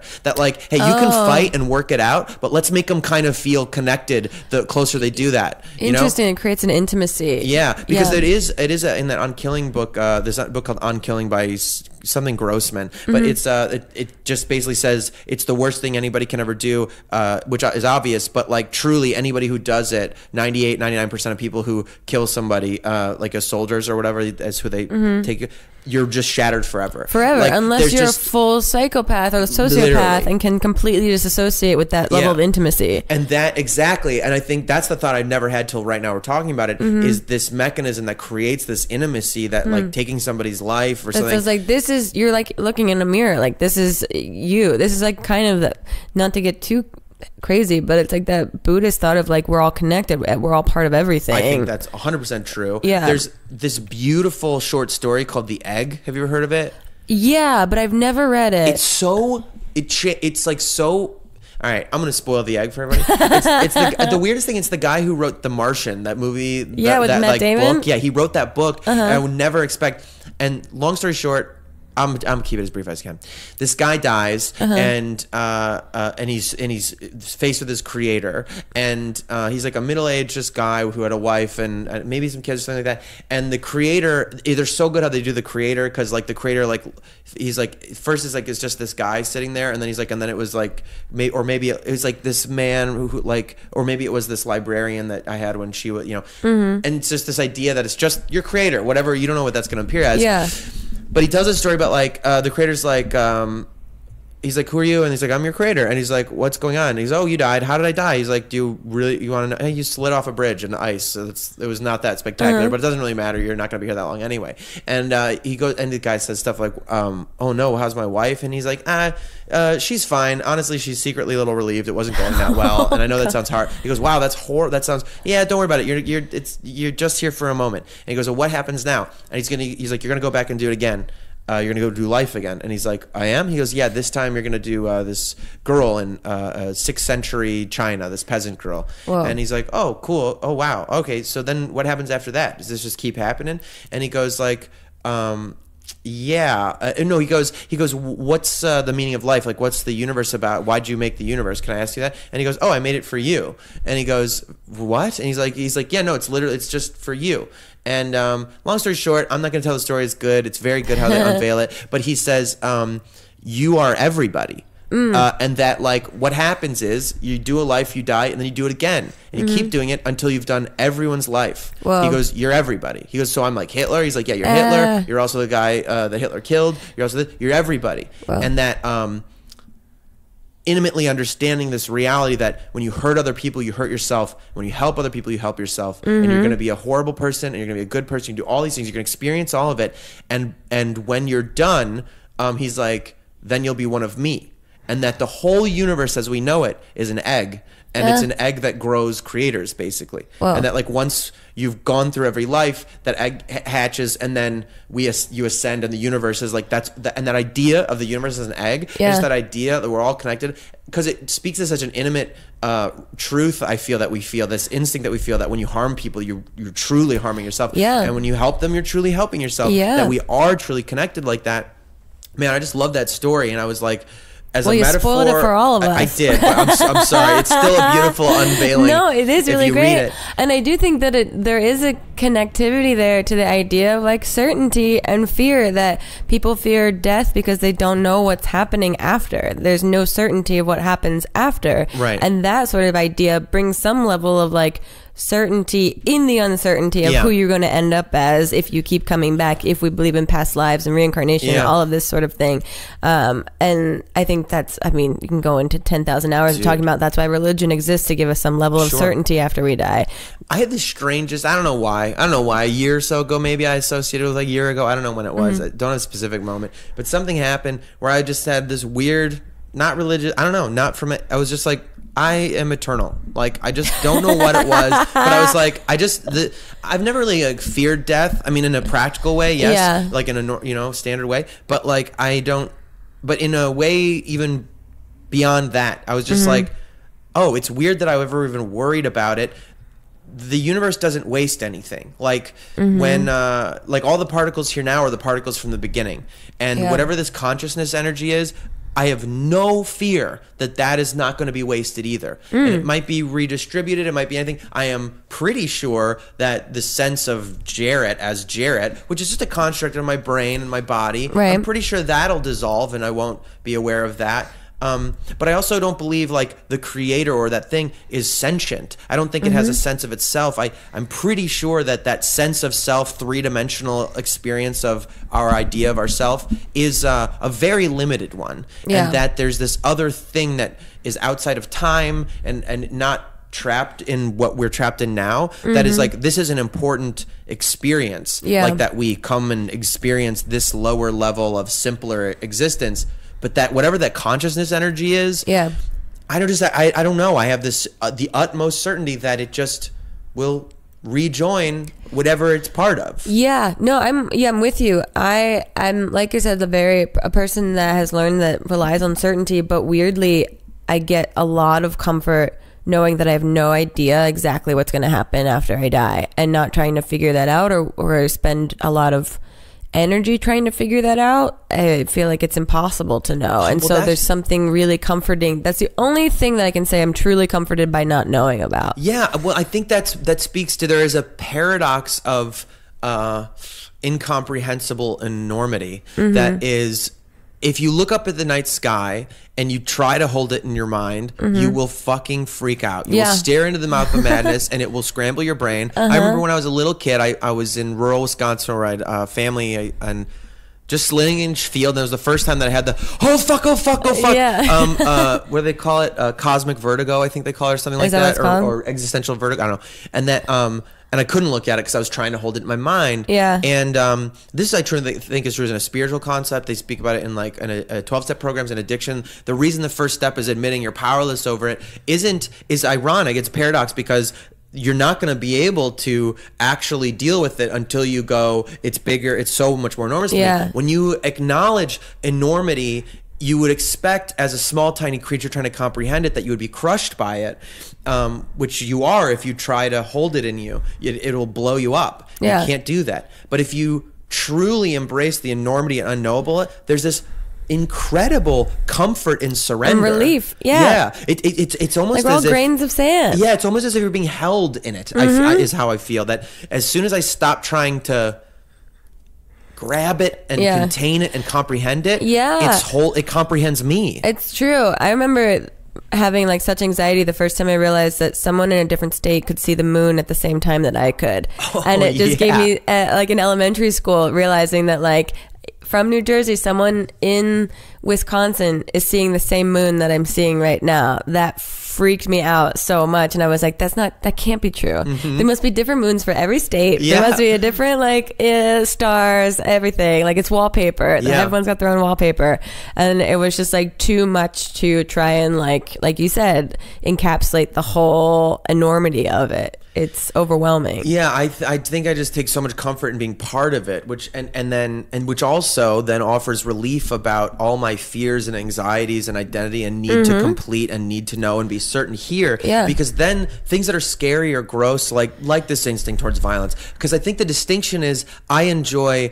This is funny. My kung fu teacher said a long time ago in a self-defense setting or whatever, he was like, people don't like to fight people; they like to beat the shit out of people. And he's talking about like predators. He's talking about on the street. And if they feel like they're gonna get a fight out of you, then they probably won't fight you, which has to do with confidence and competency and not then, riling and responding. Yeah, and that goes down to like bullying in elementary schools and stuff like that. Yeah. But that my experience of it is I am attracted towards violence. I'm not attracted towards hurting people. Right. And being able to separate those things, and then you stop saying like, oh, these gross, shamey things, which then I would like to spread it away from just traditionally masculine stuff. Is this attraction like being a boy, and then the first time you get makeup put on you and going like, oh, I really like how pretty I am. Yeah. And saying like, and then being scared of it and being like, well, that's fucking weird. I don't want to be gay. I don't want to, you know. Right. And that also works for girls too, that like I consider myself, I have a lot of like masculine energy in me, a very tomboy aesthetic because I grew up with boys and brothers my whole life. but I like makeup, and there's a weird dichotomy in, especially like being part of comedy and not wanting to rely on like appearance and having issues with it in the past. But like I enjoy playing with makeup as like an artistry form, and so you struggle with like how much you're allowed to like it in the same regard. Exactly, how much you're allowed to like it. Yeah. I think being, once you've allowed that my consciousness is part of some vast cosmic fucking thing that I don't understand, and this thing I'm doing here, this is just, I'm just doing my job by experiencing what I experience truthfully. I'm doing what I'm supposed to do, and there's less shame attached to it. Then I think it's important, because then you can go like, well, let me feel those feelings. I'm attracted to this thing. Why do I like this thing I'm not supposed to like? I don't think I'd be given that attraction if I wasn't supposed to like converse with it somehow. It was really wonderful. One time I interviewed John Green when he was doing his press tour for The Fault in Our Stars when that movie came out, and he was so tired by the end of the day doing this interview with me that he was so raw and real, and he just like, all of his guards were down. He just like, and we're buds, so it was a comfortable interview, and he was talking about how he gets makeup put on for all these interviews and he's never had it on before, and he loves it so much. He's like, I take selfies. I take it like tons of them so I can post them later because I think I look so good with it on. And it was so wonderfully delightful to hear this guy that created Nerdfighteria, this concept of like embracing your geekdom, your nerddom, all of it. Love the way he looked in makeup, just like as a person that wanted to feel good about themselves enough to take photos and post them later and like create this archive so he can post later because he's not gonna go back and put his own makeup on himself. And I was just like, it was so true, and he was so unabashedly honest about it that it was so refreshing. And I don't remember very much of the rest of the interview, but that one little moment I was like, this is so wonderful. Well, I've been really obsessed lately with this idea of just permission and permissiveness and allowance. Yeah. And I went to this show recently that was like a real paradigm shifting show for me, like one of the most astonishing theater thing I've ever seen in my life. What was it? There's this artist named Taylor Mack. Okay. And at the show, Judy said the pronoun that they prefer is Judy. Okay. And was also joking that like they really don't care, like he, she, whatever, they don't really care. And then said, actually, I do prefer Judy. And they said, I don't identify as either gender. They said, I actually. I identify as a performer. And I was like, all that stuff was resonant and funny in the moment, whatever. It's kind of a drag performer who got a MacArthur grant last year, and the show that she's put together it's called the 24 Decade Project. It's 24 hours. It's 4 nights of 6 hours each of theater. Each hour is a decade of American pop music from 1776 to 2016, and she sings 240 songs over the course. Yeah, over the course of Oh my God. 4 nights. It's a Thursday and a Saturday separated by a week. Did you go to all 4 nights? I didn't know about it. My friend went to the second night, both, I think the first and the second night, and then was like in the middle of the night texted. It's kind of an acquaintance who I've done theater with and known about, and just texted me. Is like, I think you'd really like this show. I don't know. I just got out of it. I'm buzzing. Will you come with me on Thursday? I was like, sure, whatever. I hadn't done theater in a while, and I was just like, yeah, I'll go to a show. I didn't realize till the day of the show that's a 6 hour. I was like, oh, this is a 6 hour. Oh, we're in it. We're in it. So I go to the show. It's at the Ace Hotel, which is a beautiful theater. Downtown. I watched 1906 to 1956, and there's a lot. I could go on and on about this fucking show. I would recommend it to everybody. I'm hoping there were crews with red cameras there, so I assume it'll be on DVD or something at some point. I'm hoping, because I want to watch the other 18 hours. But one of the things that astonished me is this clearly like non-binary performer, very like unique and honest person, very like woke person, engendered immediately this sense of permission and everything they said. One of the things they said at the beginning really stuck with me was like, here's the deal. They're like, I'm going to say a lot of things. And here's the craziest thing about all the things I'm going to say. You don't have to agree with any of them. and it was like, isn't that a wild And the way they said it was like so funny, because you're like, especially with somebody who's like such a unique and woke kind of like feeling performer, you're like immediately you associate like all these rules, like SJW kind of like fears and conservative fears and like not wanting to, and this idea that they go like, hey, you don't have to agree. They go on to go like, they're like, the only thing theater demands of you is that you consider everything that comes in front of you. Wow. And that's it. And the gentleness of this, and continuing with that attitude throughout. This person was just beautiful and wacky and abstract, like huge costumes and wild. And the idea that in this huge person was just their ruling sort of energy and quality of huge emotions and huge personality and huge intellect was this gentle kind of like, hey, whatever's gentle fine. Permission. It started at the beginning of the show. The 1906. They were starting with this. There was like a lot of klezmer music in the pop music of the 1900s, and it started with this story of they were like, what happened was a lot of people from Eastern Europe immigrated to America because there were pogroms and all these like Jewish and people came over, and so they were like, let's see, the people in the back 3 rows of the theater, all the way up in the balcony, be like, you're Eastern Europe. We're gonna have you immigrate down to the stage. This is America. Come down to the stage, and immediately. That's like how it kicks off, and I was like crying over and over again. You know what I mean? It was one of those things. But like I look around because I'm up in the balcony too, and these people are milling about going down, and they have kind of dancers that are kind of part of the show and part of like ushering, but kind of part of the show. All throughout, and everyone's just kind of milling and walking down. The lights are kind of half up, half down the whole time. I immediately was like, this isn't. I was like, I feel like I'm at a wedding, and like everyone's immersive. kind of an acquaintance. Anyway, the whole show was just so wild, and the idea of permission and the way they were interacting with the audience, I won't get into that because that was just like a beautiful theater thing. But this one, the whole thing that keeps saying was there's this ritual sacrifice of the patriarchal colonial narrative and this attachment to this thing. And I remember I went down to the stage at one point, a few times throughout the show, and one of them was this part where it was up in the 50s. They got to the 50s, and it was telling the story about white flight and all this stuff. And then because of who this person's experience was, I assume they focused on their experience and tell the story of like the story of the white queer in the suburbs, and that like the only way that you were ever going to get any action or intimacy was if you converted a straight boy. And they go, so all of the white straight males in the audience who are between the age of 18 and 30, whatever, come down the stage. Oh my gosh! And I'm 32, so I was just saying I was like, I'm just trying to get out of this. I'm like, let's go. I'm gonna. So I run down the stage and join all these other guys, and she's doing this really funny dance where she's making us all like do what I do, and we're all like doing this like sexual kind of sensual stuff on our own miming.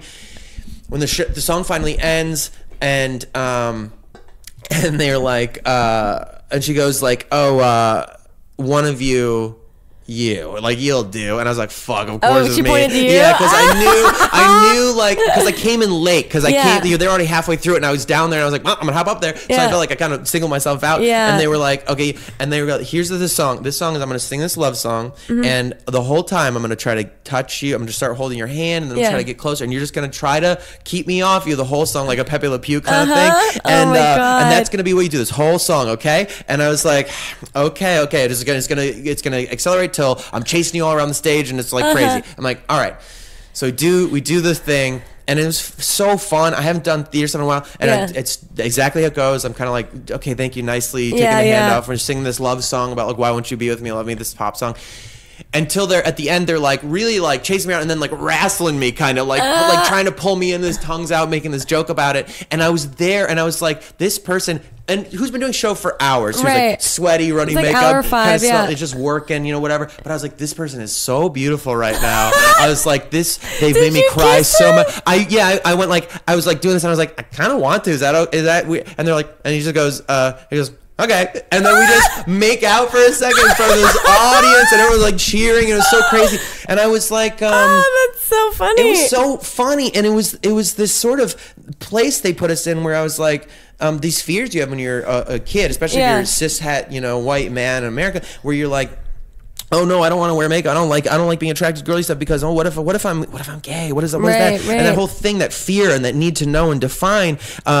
Is so weird that when you start saying like, well, what if I just encounter every reality? Like, so where I'm at now is like, so far I haven't really met men who inspired a kind of thing in me. But the idea of and interacting with your environment with permission and presence, and I'm on this stage, and it's an act. We're part of this ritual that we're all doing, this sacrifice, and I sort of identify as performer also. I have to allow that in. But just going like, this is so beautiful right now, and also feeling like if this is a ritual sacrifice of the patriarchy, patriarchy? Is the story supposed to end?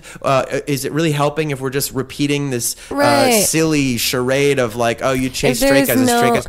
Yeah, it's so interesting because it is, I think, in general, like everything that we've been talking about as a whole is like, because even you telling the story, your body language is like, even though Judy was telling you, you know, stave me off, etc., you had a fear in you of like having to be singled out and that sort of thing. And so you gave yourself permission to feel your fear and saw where it went, and it ended up in the most beautiful place, which I think is kind of the overarching thing of like everything we've been talking about. It was very like, I mean, Harv's Pound was so weird, and and then you start examining it, you're like, wait, and was I exploitative? Was I doing this thing? But even that becomes like this wonderful, like, oh, you're having a lot of feelings and thoughts right now, aren't you? You're having a lot of fears. The permission to just be what you are moment to moment is like such a relief. Right. And so you had you not told me that story at all, you're still Jarrett to me today. Right. You're still exactly who you are. So you had a moment of this insane fear and like permission to experience it and explore it,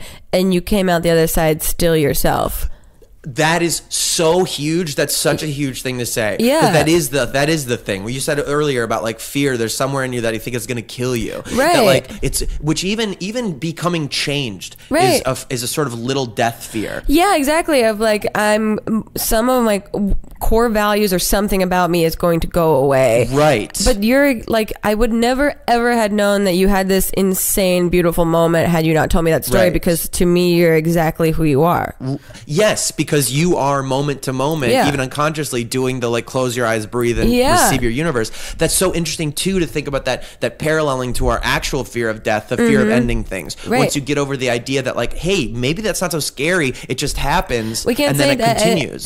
There's no way of knowing everything ends when we die. So it's a little bit relieving to be like, I don't know. And I have no absolute way, scientific proof of knowing what happens. I can have faith and spiritual beliefs in things, but I have no empirical proof that everything ends. Yeah. And I think just connecting that to this fear thing that says like, if I'm afraid of something new or different inside of me or outside of me, perhaps that fear is rooted not just in some ersatz expression of an actual death instinct physically, but also that in the ending of who I am now, the newness of learning something new, the change, that the old me will die. Yeah. And that I'm just trying to protect against that death, but that there's truly nothing to fear in that death. Exactly. It's the certainty of knowing who you are in this one moment and the fear of something changing it.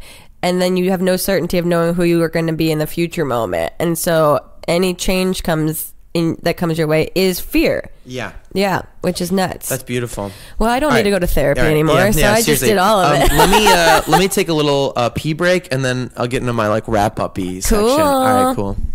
This is a pee break. This is a pee break. This is me peeing. This is a pee break. Killer segue, Jarrett. Yep. Okay, I peed. Thank you. Woo, good job. So we're going to get to I just watched the actual video of the theater performance that Jarrett experienced, and wow, it's even more astounding and beautiful in video than I could have imagined in my brain. I was actually quite proud of also, when I watched it back, I was like, I've done theater in a while. I used to do theater all the time. And this, the wrestling, like improv thing, I was like, when I watched it back, I was like, whoa, we didn't even choreograph this. I know, it looks like it's like rehearsed. Yeah. It's fun. I mean, man, I love performing. Yeah. I seriously would like, wait a minute. Uh-oh. Yeah, pro wrestling. Yeah. Here's a thought I had too. I mean, not to put you on the spot, not to pitch you something while we're sitting here. Go for it. But I was literally talking to, I have a friend who's putting together a wrestling league thing with a bunch of pro wrestlers. He knows he's a professional stunt guy and they all wrestle and has a different idea about it. But I was sitting there, I was thinking like, in a world where I know you and Mamrie, that alone are performers, big performers. Mamrie's definitely like a vaudevillian capable, variety capable performer, the band, singer, all this stuff. You guys love to wrestle. We know a lot of wrestlers. We got a lot of physical people in the world. Yeah. I could pull this all together. We could do our own league, our own wrestling league. Like the KSI boxing nonsense, YouTube boxing. God, Screw that. Don't care about that. Don't care about that at all. Yeah. But if we did our own New Media Wrestling Federation, however, NMW.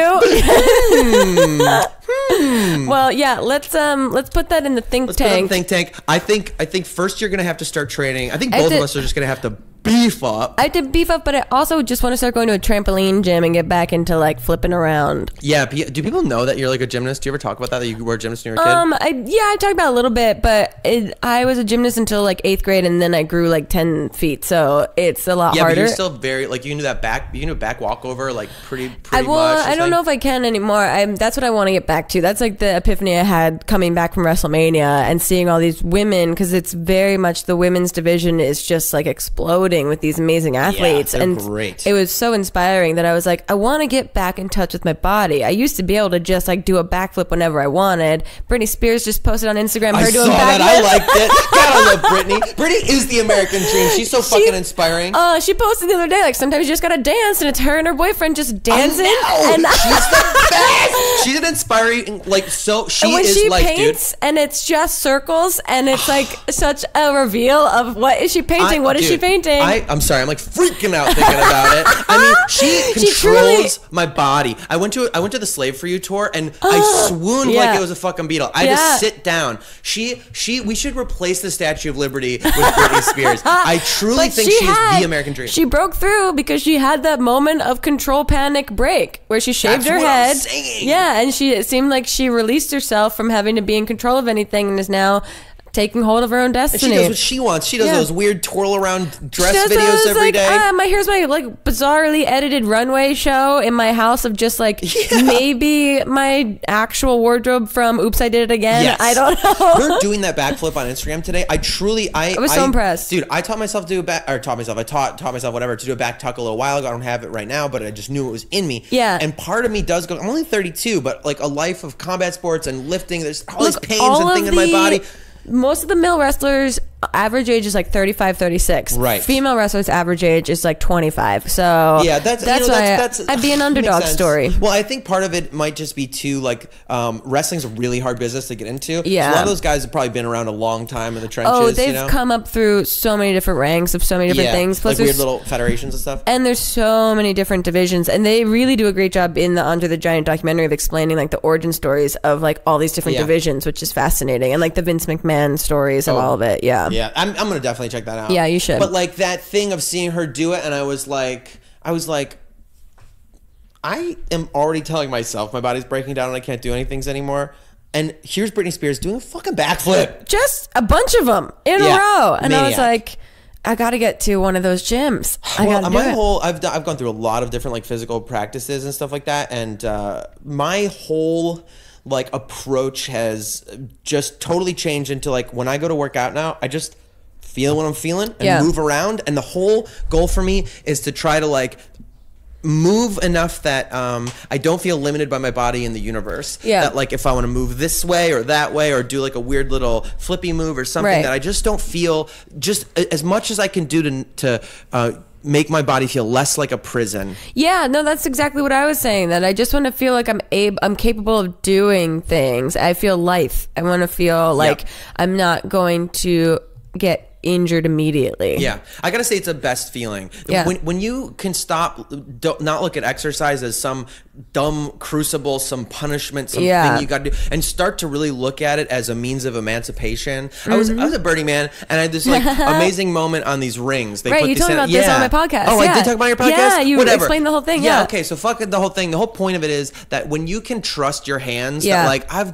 practiced, my hands are strong and they hold my body, that has become such a liberating thing of just like, my hands hold me. They do what I tell them to. That's such a good feeling. And you create such gratitude in your relationship to your body that it moves, it goes up and down. And you create a sense of security in yourself. I mean, I if anybody has difficulty with this, I'd start with food and say like, realize the fucking gift your body gives you in taste, and saying like, thank you for allowing me to taste all this shit, or music, like thank you for letting me hear all these things and think all these things. And I think the means of that starts to go like, thank you for the joys of running, jumping, climbing trees. Yeah, Thank absolutely. you for carrying me to the fucking toilet and back with my feet, you know? Yeah, and it's one of those things you don't know what you have until it's gone. That like when you get sick or you have a sore throat, you don't realize like how wonderful your throat is every other day, that it doesn't have this inability to not feel pain. I'm a maniac when I get sick, when I get truly sick. I go into this really weird like animals like I deserve to die mode. I'm a failed organism. I can't even walk around and breathe without dying, and I should just die and keep the rest of the human herd stronger. I deserve this. It's really weird. Anyway, okay, let's get into our kind of closing section. Okay. Which is called 6 quick cues. Quick cues. Just quick little cues. Okay. Which are sometimes not that quick, and I kind of end up asking more questions than 6, but it doesn't matter. Great. The first one, which is actually not part of 6 quick cues, but it's the preamble, is and we can be brief about this. I'd just like to ask everybody, in the interest of destigmatizing this for anybody out there for themselves, because I know that that's how I thought about it.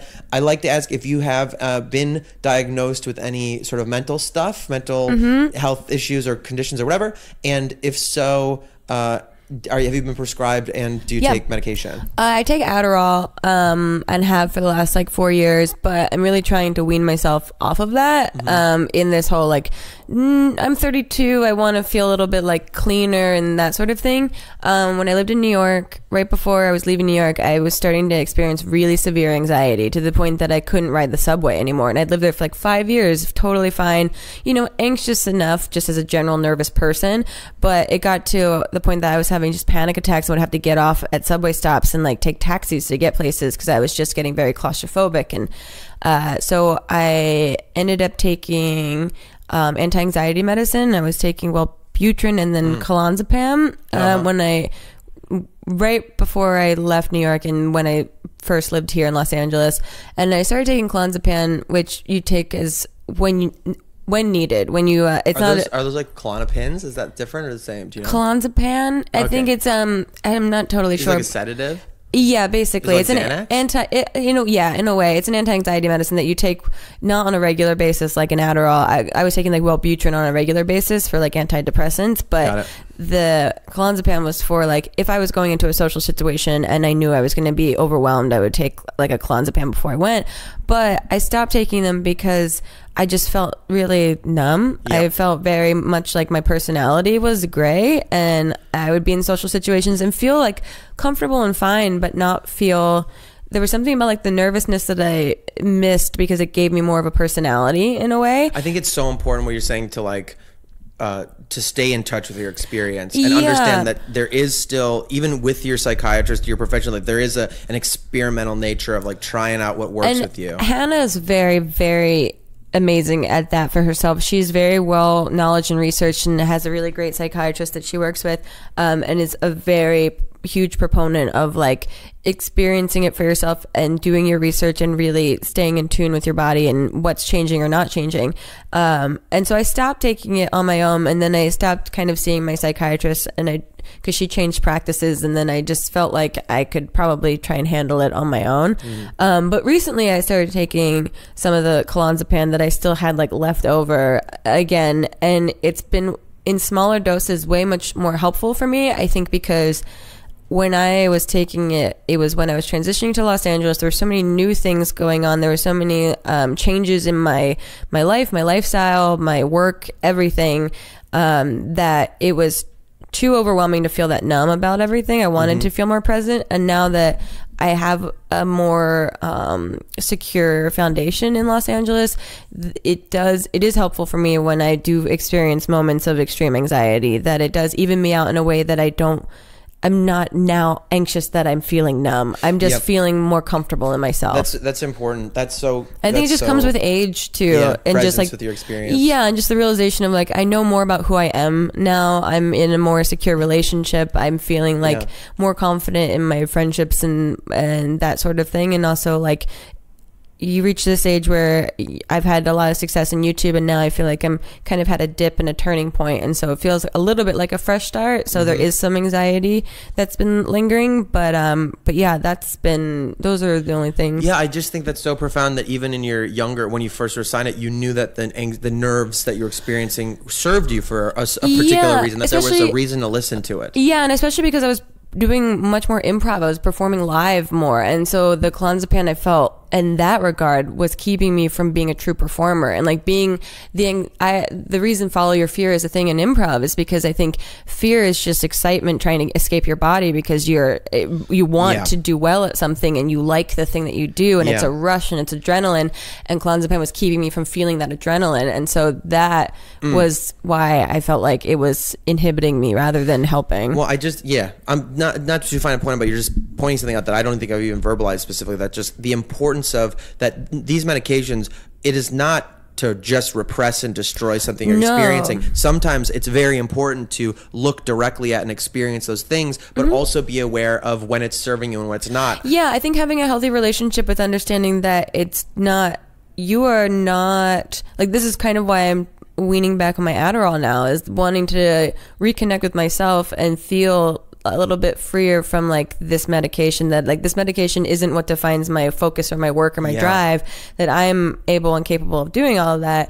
My younger brother has gone on and off of like antidepressants here and there, and it's only when he's feeling times like we both experience depression, and so he takes it in waves. He doesn't like taking it when he's feeling good because he doesn't need to, and he likes to have a separation of all that, which I think is the healthiest thing about any sort of medication. It's just really checking in with yourself. Yeah, just that's so smart. The healthiest thing about the medication is using it as a tool to get more in touch with yourself. Right, using it as a tool, not just using it. Yeah, more in conversation with your experience, not just as a way to go like, I'm doing what they told me. Yeah, exactly. Thank God I don't have to feel anything. Exactly. Okay. The first quick cue is, do you have any consistent practices, particularly physical ones, but any mental or that help you, you know? I run. That's like my physical thing. My dad had done that for like stress relief growing up, and I was on track in high school, and then it just started to become this thing that is the way I relieve stress and the way I most enjoy exercise. And it's also for me really great because I, work online, so I'm looking at screens all day constantly. I have 10,000 tabs up. I'm multitasking. I don't like being on the phone because it is such a singular thing, and I feel like I'm not able to do other things when I'm taking a phone call. But running and showering are usually where I generate most of my ideas because it's so singularly focused that I can't be on the phone. I can't be doing whatever while I'm doing that.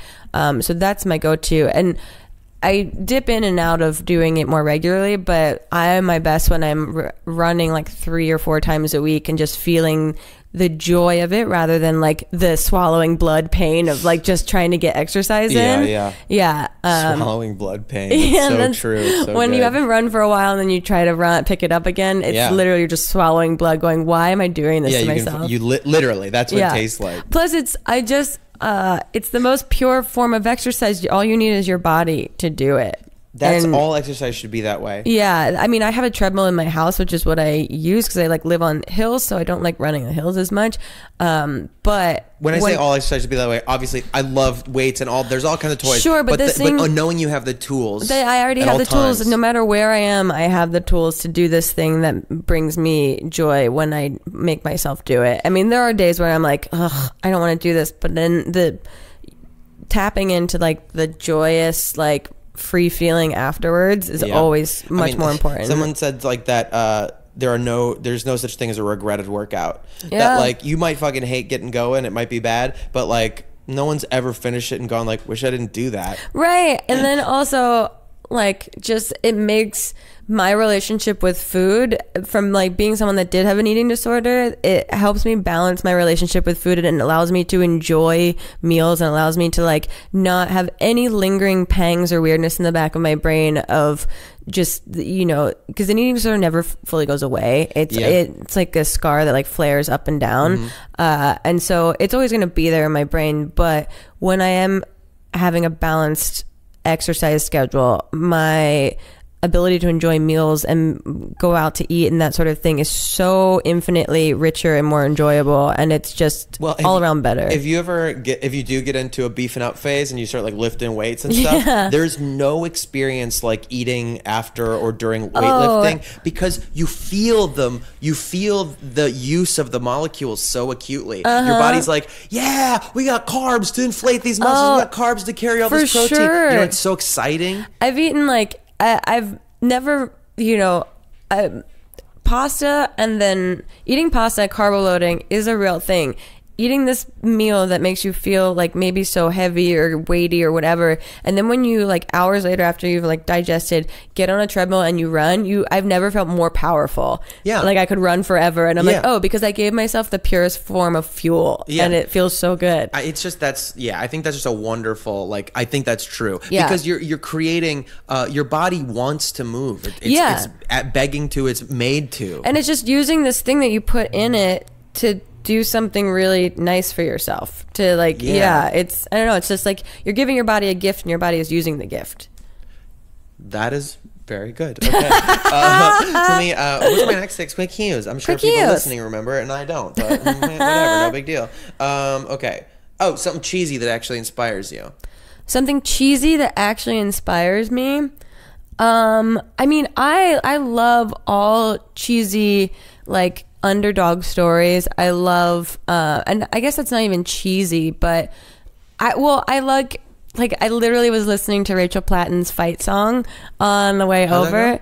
The one that's like, this is my fight song. Yeah. That fucking counts for sure. Yeah, that song and like Roar, like all of those cheesy pop songs that, like, I don't know, there's something very uplifting about it, and that I listen to that when I run, and it just makes me feel very happy and good and like inspired. Yeah, that's good. I like that. There's like a bravery in that I feel like that's connected to the like and I think why I like to ask that question in general is like the fear of like, oh, what if I was a fucking idiot? Well, it's also what if I was like, just simple and was inspired by real things and lived in the real world? Yeah, I mean, it's kind of like, it's akin to what's your guilty pleasure, and I always feel like they shouldn't be guilty. Nope. It's just something you enjoy. Yeah, no such thing. There's only pleasure. I think the same thing about ironic humor. Like, I'm wearing this shirt and it's ironic joy because it's got Ninja Turtles on it or whatever. It's like, but it's genuinely bringing you joy. Yeah. So isn't that...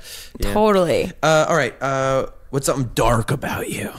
Like what's something dark? Yeah, what's like a gothy... I mean, that's my goth question, but I do think it's important to... What's an example? I don't know. Like, whatever that means to you. What's something that, like, typically you think people... You hide or you don't think is, like, an okay thing to talk about, but you feel... Like, mine would probably be... One of them would be, like, my attraction to violence. That, like, you're not supposed to like fighting, and I fucking really enjoy that. I think, like, the eating disorder phase of my life was always very, very dark, and only in the last couple years have I gotten slightly more comfortable talking about it. Yeah. And it really is true that people say the more you talk about things, the less power it has over you. Yeah. And it really kind of like diffuses it. The voices in your head are so much stronger than the voice that when you say them out loud. Yep. Like little balloons that you're deflating as you talk. And so fear thing again too. As soon as you acknowledge it, experience it. Yeah, exactly. So I think that's probably the darkest side of me that I do want to explore in this new book and really talk about, because when I was going through it in college, the internet wasn't like the database that it is now to read things about it. So I had to buy books from Borders and Barnes and Noble about girls telling their stories just to feel like I wasn't alone in this like pain brain that I had going on. Yeah. So I want to write about it, but it is incredibly silly to me when I look back. I have enough space from that dark time to think how stupid some of my actions were and things that I was doing. And so I do want to be able to write about it with a grain of comedy sand there. So well, definitely, I think that seems like a universal. I for sure am constantly nostalgically laughing at my most toxic and destructive periods. Oh yeah, when you look back on like, I was a terrible person and then you're like, it's so dumb how dumb I was, and how your brain can change, which is amazing. And I think that's like kind of a like wonderful transformation too, just to understand that the things that were the worst thing, you were such a bad person, you want to kill yourself or whatever, like you get through them and you're like, what a dipshit, that's dork. So funny, what a dork. That's precious. All right, almost there. What's something you thought was cool when you were younger, clearly not cool now? What's something I thought was cool when I was younger that isn't cool now? Yeah, and it can be just a silly fucking thing too. It doesn't have to be like some big idea or anything. I thought all the kids in my high school, I was very shy. I thought all the kids that were like the party girls and dudes were like so cool, and that's what I should aspire to be. Yeah. And everyone that was in that like in-crowd popular group, that's like who is going to succeed in life and who is going to live the best lives. And I don't think that's true. I think I really like the life that I've lived, and I think by being a little shy weirdo that observed all of them, I have way more resources for comedy now. And it was without knowing, a huge kind of education for me in like the human condition and how to be able to now use things I've seen and personalities I've encountered and put that into like comedy bits. Yeah. Yeah. People like to say that that whole like unexamined life isn't worth living. Yeah. But I think it's really important to also go maybe truer. And maybe what they actually mean is the unexamining life is not worth living. Yeah. And that thing you're talking about, the ability to, because I think a lot of times the people at the top of the heap we perceive as cool are doing examined lives. Like they're just being this thing people are operating. Yeah. But what you benefit from and being like, wait, why? Let me really think about who these people are and watch them. Like you said, you get all this comedy, you get all this knowledge. Yeah, because they're living very presentational lives. And then when you look at them and you see the nuances in between, like the way they talk to each other, and you see a pain moment, or you see like a bunch of people talking and one popular girl not getting her words in edgewise, and like watching these like real human moments between people that you think are like this upper echelon than you, and it's just fascinating. I used to be a little weirdo when I one summer when I was in college, I was doing an internship in New York City, so I lived I like subletted a room in this like Columbia University apartment, and I was so alone. The guy I was dating was gone for the summer, and I like had no friends, and I was like 19 but I looked like I was 12, so I couldn't get a fake ID or drink or anything. I used to go to Penn Station and just watch people because I had like nothing else to do, so I would just sit in Penn Station with like a notebook and just observe people. And I was like so sad about it, but in hindsight I was like, what a fucking weirdo. I was like, no, well, it's funny. I was just, I mean, I won't go down this road too much, but I was thinking earlier when you were talking about this YouTuber thing and that, like, how many YouTubers are so introspective, so introverted, like, and I was like, oh well, and then good thing the internet existed for them. But actually that type of person you are is the same as writers for most of human history. These people who take in and then go to a private space, and there your rich sort of experience of your inner life, being able to translate that for other people, create something that everybody outside goes like, whoa, that's me, that's me too, they just sat and thought about it for a while and watched us, and that's you know. Anyway, great. And what's the last gorgeous thing you saw? The last gorgeous thing I saw, I mean, that hummingbird was pretty gorgeous. Damn, that's a good one. Yeah, that hummingbird was pretty great. The fact that it was here before we started and then came back for a little bit, almost to say like, hi, I did a drive-by, but now I just want to say, hey guys. Came back like 2-3 more times too. Yeah, I'm gonna have to hang out there. Yeah, right? Keep the window open, see if it flies in. Hummingbirds are so magical. They really are. They're amazing. One of these days, I'm gonna go off about hummingbirds on here someday, but not today. You gotta do that thing where you get your spirit animal read. You should have someone come on that does that. I feel I have like a few animals already that like live in me, and I've talked to them and stuff like that. But I would love to do it with somebody who like does it and see what they say. See what the outcome is. Okay, last couple things. Self-care. Do you have a self-care practice you recommend or that you're using lately that you think people should try out? I'm kind of in that rut with like the way I've been talking about, like I want to feel my body. Like I feel like I've had a little bit of a rut of not doing enough self-care and trying to figure out what is my preferred version of self-care, and so I'm kind of trying to figure that out. I know, and I want to get back to doing this. Hannah had recommended Headspace to me. What's Headspace? It's an app that's like a guided meditation app, and they gamify it in this way. I don't know if it's still the same, but I did it a couple years ago, and it was like read by this British man who's got an accent, so it's very soothing in this very nice way.